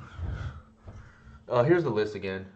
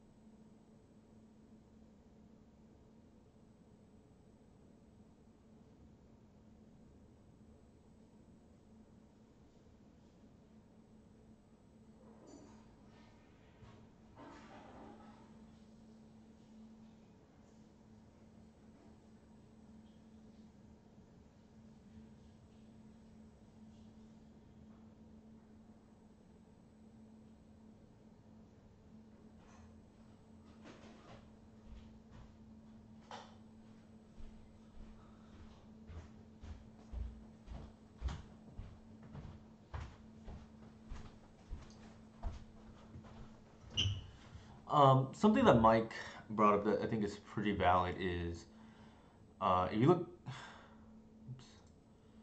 we go back to the match here. Oops, can't even go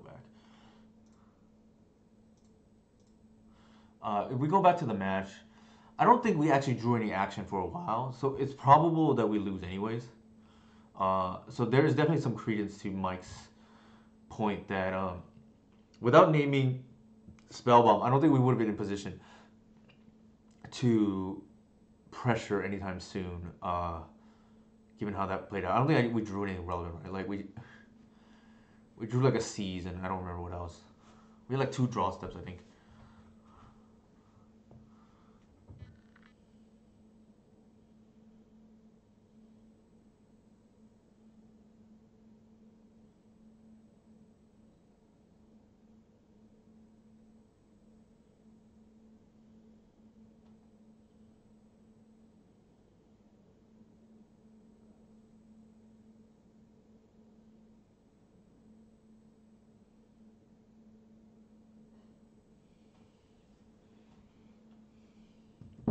All right, let's see if we can finish strong. We didn't really get a test the Cabal pit today. I think it would have been relevant against the Delver player, but we like milled it, I think, if I remember correctly. But I definitely do think, given that our Delver matchup is like very good, or just the Temple matchup in general, I don't think we want to chance. So the reason why I'm playing the Terra Sunder today is because I lost a game yesterday because I drew a Leyline of the Void that was forced to map. Um, keep.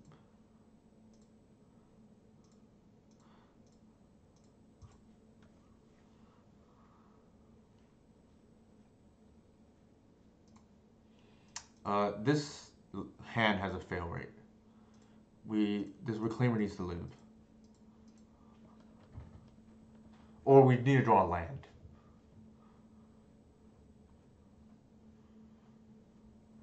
I don't think we can mold this hand though, because if we draw a land or they don't answer the Reclaimer, this like curves out really cleanly. Oh my god, they're gonna waste us. Potentially.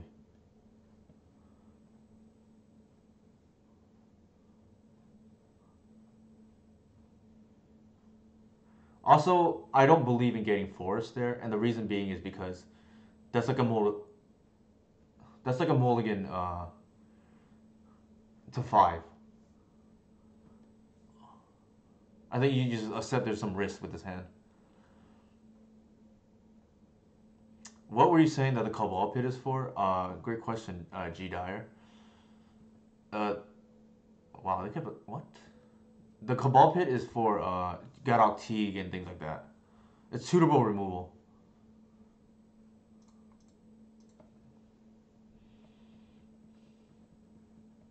Well,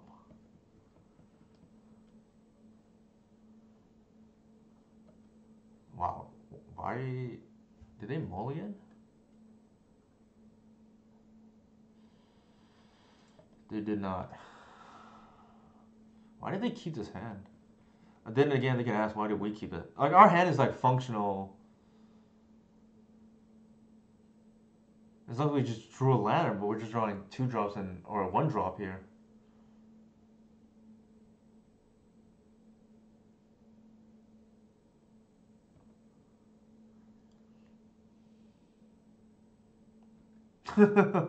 Hey Thea, how's it going?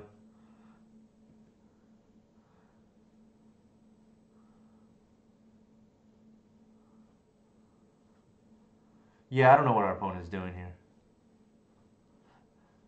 I mean, our hand was a little sketch too, but like, I think that it's one of those hands you just accept that you may lose some percentage of the time. Because if we draw either a land or a 1 drop, it's like functional, right? Or if our opponent just doesn't remove a reclaimer. I feel like they have a reanimate in their hand. I could be wrong. They took the they took an endurance. I don't know how long you've been watching, Theo. We threw the previous round. We started 3-0 in this league, but Our land count is like pretty high too, which is like kind of unfortunate. There we go. Um,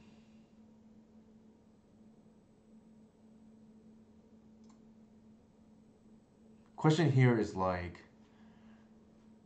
do we get an arbor or do we get a bayou? I think we get an arbor just because it ramps for the following turn. And we just slam this.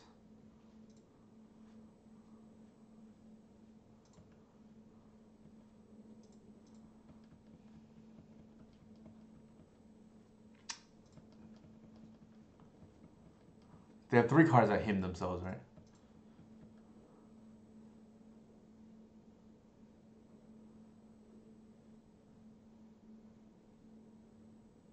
Sure.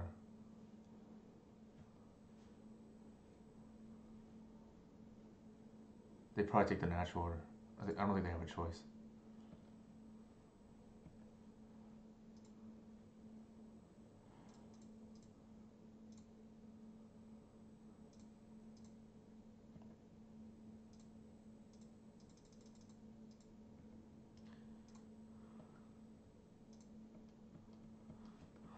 It's now they have to answer this now or they lose.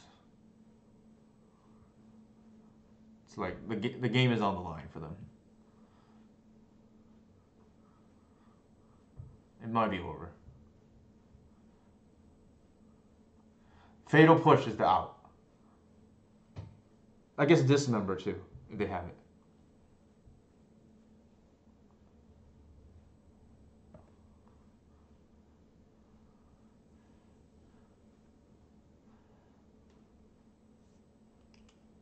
They probably have to minus, to be honest. Even if it feels bad. So, like you lose if I untap. I'm surprised they're thinking about it. Alright, the game is over then. Don't know what they're doing.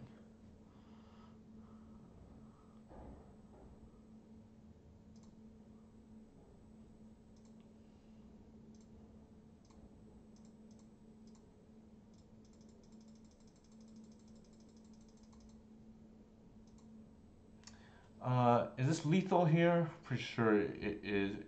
It's always lethal. Don't even need a count.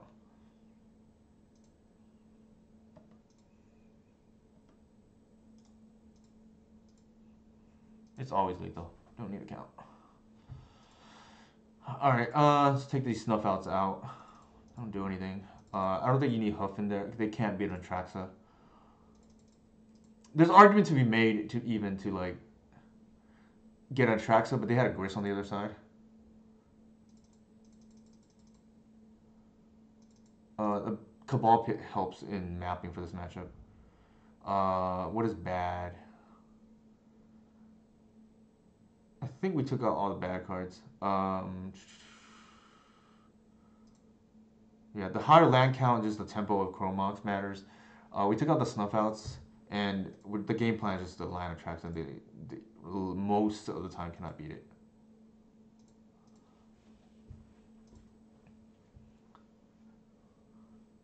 Here are the matchups so far, Theo, in case you were curious. This is like a pseudo mirror. They're playing like a more mavericky version than us. This was Rug Delver. This was Breakfast, and this was like Paradoxical Outcome.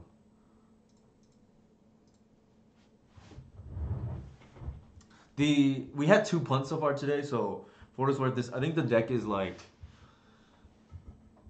can be a little bit tricky, but most of the lines are straightforward.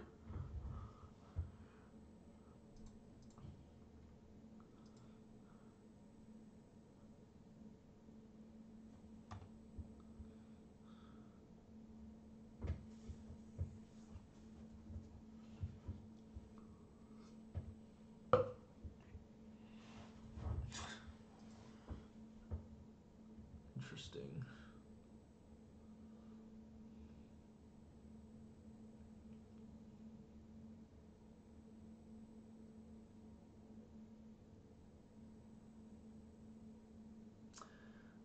They probably take, if I were to guess, either the natural order or the reclaimer.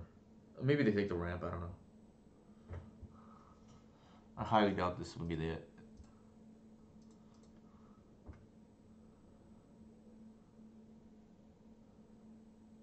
Uh,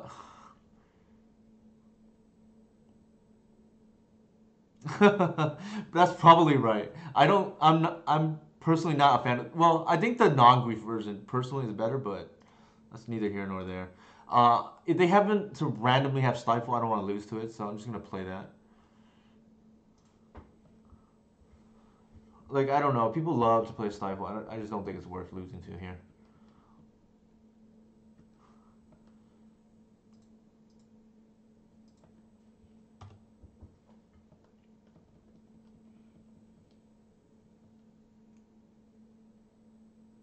Not to mention Lair is a land I want to like.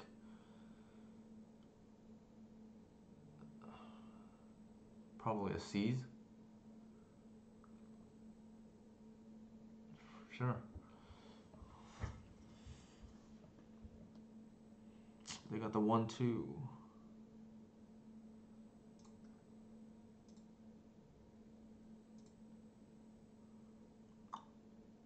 We're already weak to Wastelands, so might as well do that.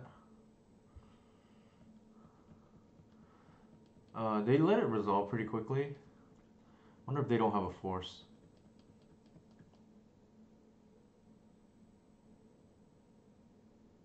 Sure. We can take a couple hits from that thing.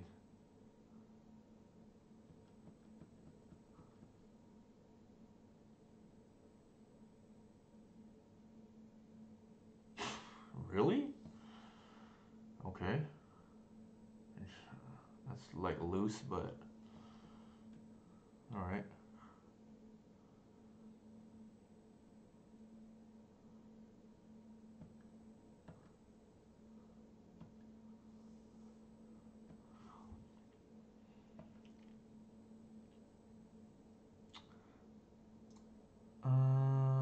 Question here is like, what do I do now? I can actually eventually uh, double block.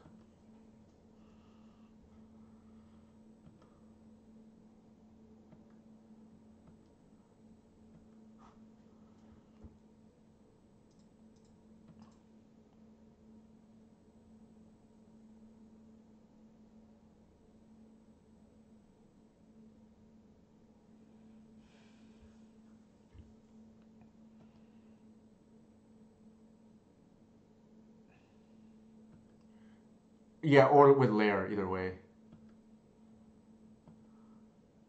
Yeah, that's what I meant to say.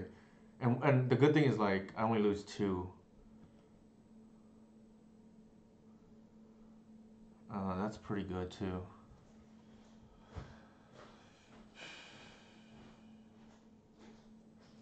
I think I play the land just in case they like.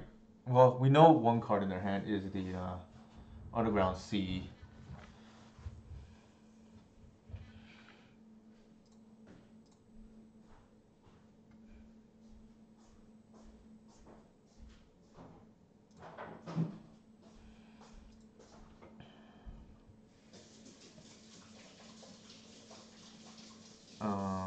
Do we better not?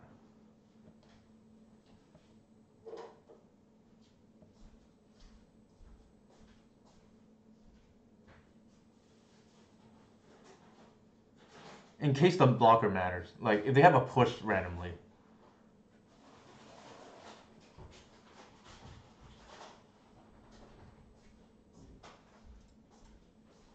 I should have done it after declaring blocks. Definitely that, and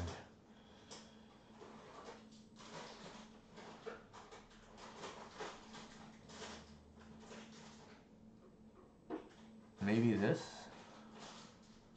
So here, they kill the artisan, and we lose both of them. That's pretty bad. I think we have to guarantee this is off the board.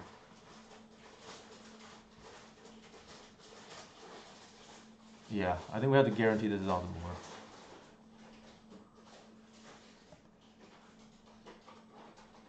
If for some reason they try to like get cute.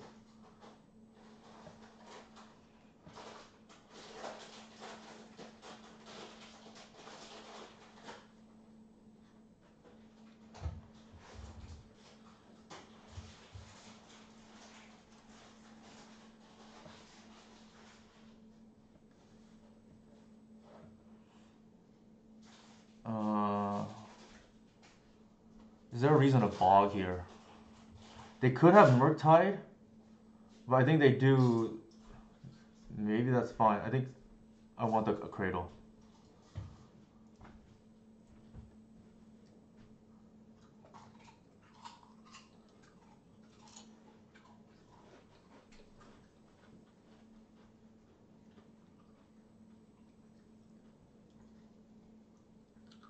Sure. If I hit the high arc.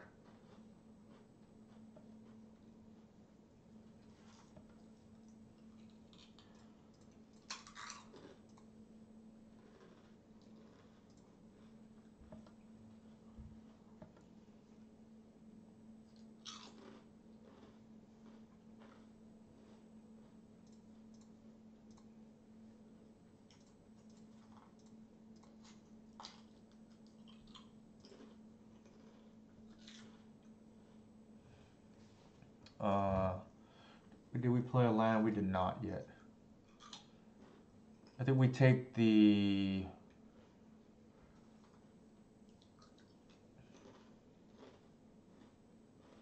Okay, it's over. I'm trying to think like what do we lose to there? All right, we got a 4-1. Maybe we could have been playing for the 5-0. Granted, our opponent like might have been might have kept better hands if we had won around 4. But I think the deck felt pretty good. We lost game 1 because our natural order turn 2 for Collective got forced.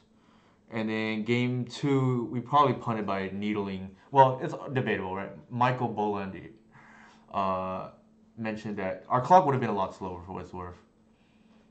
But I think the deck felt fine. This probably should have been a 2-0 though if we didn't get greedy. So Pseudo Mirror, they were on the halfling version, which I think is it's better. I think if you're like playing the or less clunky if you're playing like the full Bowmasters and like 3 to 4 Gris. The problem with that is I don't really like that personally because like I don't see how you're gonna beat some of the other decks, and I don't think it actually improved your fair matchup that much. Like to me, the way you win these fair matches is by being lower to the ground, and I think this version here is a lot lower to the ground than some of the other versions I've seen because you have your Fiend Artisans get a lot better and your Cradles get a lot better with more 1-drops. Like you're already choked on the 2 mana slot, in my opinion, and Bowmaster is actually like if you run 4, it's fine if you're playing against like all Delver, and it's probably really good to be honest. The problem I see with this card is like if you play against lands or some of these anti-Delver decks, lands, Moon Stompy, all these prison decks like DNT, it's pretty bad. Or Green-White Depths. I had a game a couple of days ago where like I had a worser sideboard and I had to keep in 2 copies of Bowmasters and I drew it and it's like a mulligan right against like Green-White Depths for instance. So it helps with mapping by not playing the full 4. It's the reason why like I know everybody was playing 4 Shepherds before with Glimpse. I didn't really like it personally, and I generally try to play 3. I only play 4 if there was like nothing better, but I don't think you need it. That's a great question, Theo. The problem with Caracas actually is slow. Like if you need a reclaimer for Caracas, you're probably not winning that game. Like it gives you some inevitability. The problem with that though is like outside of depths, it doesn't really do anything, and like the depths player or the lands player can typically play around it too. Like they can set up the wasteland and then go for it if they need to. Also, they can just beat it with Saga, right? Especially or lands players, sorry, not lands, or depths players can just like get out at night and start wastelanding you. So I actually don't think it's that good, but that's me. And I've seen some people play Karaga's main deck. It is like really bad to draw when all your spells are green. And it's a little bit better now because the Bowmasters are like Gris or Endurance. My game plan against like these Merit Lage decks is in general, you just want a natural order for Atraxa like turn 3-ish. If and you can that's typically through one removal spell too. And the reason being is Atraxa will draw you into like an Endurance or like a Green Sun for Endurance to like, or Atraxa can chump block unless they have Caracas. But typically speaking, she can draw into one chump block, and then you like go over the top with the second natural orders for Hoof, or the second Green Sun, right? Whatever it may be. And Snuff Out is just egregious against depths. Like imagine tapping out for a Knight of the Reliquary, and they snuff out, and you're down 3 mana, right? Or on the other side. I mentioned this earlier too. Hoof is actually the secondary target in this deck. Like Atraxa is significantly better than Hoof, and unless it's a kill through like a removal spell or whatever they can have, I typically will not go for a Cradle Hoof unless I think it's safe, because you should not lose if Atraxa hits the board. And for what it's worth, against like a D&T player, right? Even against on-board Caracas, I will still go for Atraxa because double dig through time is that good. Or I guess more realistically, it's like a 1.5 dig through time, right? Because you see 10 cards, dig through time you see 7. So, and on average with Atraxa, especially with Chromox, you're probably gonna hit 5 or so, 4 to 5. So if you want to call it, 1.5 or 2 dig through time, then I think dig through time for 4 mana or double dig through time is still worth it. Like I don't care if they Atraxa me, Caracas me. The other reason why I like Chromox, which is like the point of contention, I personally think like playing with a card, the people who don't like Chromox are either not comfortable with playing the card, or maybe their whole meta is like all control. Then maybe it's not the best. But like outside of that, I think Chromox is like very good. And I suspect the players who are not playing it either haven't tried it because they're just risk averse, or more likely they're probably misplaying with it. Because I think it's that good. The tempo this is like secretly a tempo deck or slash prison deck. It's not really a mid-range deck, even though a lot of people say it is. Because the reason why I don't consider it a mid-range deck is all the tutor targets are always the same. Like you're either getting Gris or you're getting Endurance. Like it's rarely one of these other bullets. Like I'm not playing some of these like Disenchants or whatever. It's not really Maverick in my opinion. Because Cradle is just like a really unfair card, and I think you just want to go low to the ground, right? Obviously, like you have the game 1, especially against control, you have like a million dead cards. I think Collector Oof is dead, Endurances are dead, Snuff Outs are dead, and the drawing these are dead.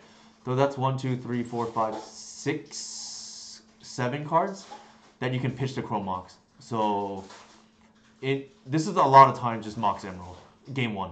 Obviously against control, some of these other cards come out, but then you board out Chromox anyways. It maps kind of neatly because you bring in the Cabal Pit to make up for it as a mana source. And against Tempo or some of these combo decks, Chromox is just really good. Like, Tempo is king, right? I don't need to tell Theo that. Anybody have any questions for this list? I think the odd cards that people might ask about is like Terra Sunder. No problem, Theo. Yeah, I know it's late over there in Wisconsin area. Good night. Terra Sunder is just like an out I can draw into off Atraxa because against some of these Merit Lage decks, right? They may Merit Lage the turn after, for instance, if I have turn 3 natural order, and then I have the out now for Merit Lage. It's a 2 mana disenchant too without giving a land. And anybody who knows, like, if you play tempo, you do not want to give your opponent lands with trophy, right? That would be the alternative to Terra Sunder. Let's see. It's 10:30 here. I guess Wisconsin area it's like 12:30. Anybody have any questions? Also, I think this is probably the most like controversial slot. I don't like Chromox. I know a lot of people don't play right now. I think they're doing themselves a disservice by not doing so. I would rather play 3 than 0. Uh, let's see, who should I raid? Anybody have any requests for raids? There's an exact science. Oh, sorry. There's an inexact science to that. The reason why I run 2-2 split between endurance and snuff out, a lot of it has to do with two different things. One, mapping. I know I want 4 endurance in the 75, and I know post board I want 4 endurances against like tempo decks, right? So just the way it maps out, I can like have clean mapping if I start with 2. The reason why I don't play like 1 and 3 snuff outs is because, especially with this 2 chrome mox, I can just like pitch whichever one is dead, right? I don't want a scenario where like I'm playing against DNT and I draw 2 endurances, or similar. I don't want to play against like initiative and draw. Sorry, not initiative. I don't want to play against like control, or not control, but like combo where the snuff out is dead, right? I only, just because of math reasons, you're optimized by minimizing multiples by having 2-2 split here. Now, obviously, if your metagame is like one where endurance is really good or snuff out is really good, you can just up the copy 0-4 one way or the other, right? But that's the general reasoning. So mapping and just like minimizing your fail rate, so to speak, or just because you don't have brainstorm, you can't shuffle away the dead cards. And Chrome Mox helps because you just pitch wherever it's dead, right? But the problem with that is like you don't want to be reliant on that. It's just like a nice catch-all, so to speak, without brainstorm. This is like the scam portion of the deck, so to speak, right? Where the card disadvantage is not really card disadvantage. The one Korean Ranger is like a recent tech that some people were ahead up on.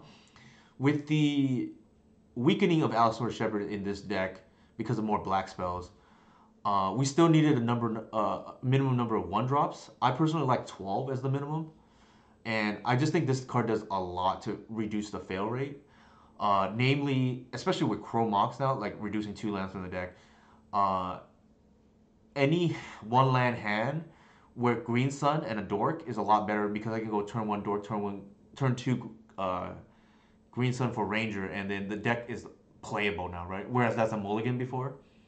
And then there's some wombo combo lines with Fiend Artisan, but I won't get into that too much because most of the time they win more outside of like racing situations. Like untapping a Fiend Artisan in a block is like probably the other relevant thing, right? Or a Reclaimer to block. I think everything else is like pretty straightforward. This is like my anti-lands technology, right? Pithing Needle. And then I think like the deck is built so I have as many free spells as possible, right? 1, 2, 3, 4, 5, 6, 7, 8, 9, 10, 11, 12, 13, 14, 15 free spells, right? I think ideally you get to like 20, but I think Seize is just too good not to play instead of like Grief. Grief is significantly worse against Control. Alright, if there's no other questions, I think this is a pretty nice stream. Any requests for raids here? Or any last questions? Legacy Goblins is something I might entertain raiding here because it's just Legacy. I'm assuming most people here are viewing me because of Legacy, so let's do that. Here are my socials again, if anybody is curious. And then,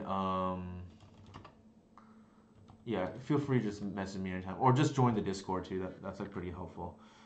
Thanks everyone for hanging out. I'll post, as usual, I'll post this on YouTube. After the fact. All right, thanks for hanging out. We're gonna raid. And a quick recap of the matchups. The Pseudo Mirror, but they were on like the more Maverick version. Rug Delver, or Rug like Druid, whatever you want to call it. Breakfast, Paradoxical Outcome, and Scam. All right, good night.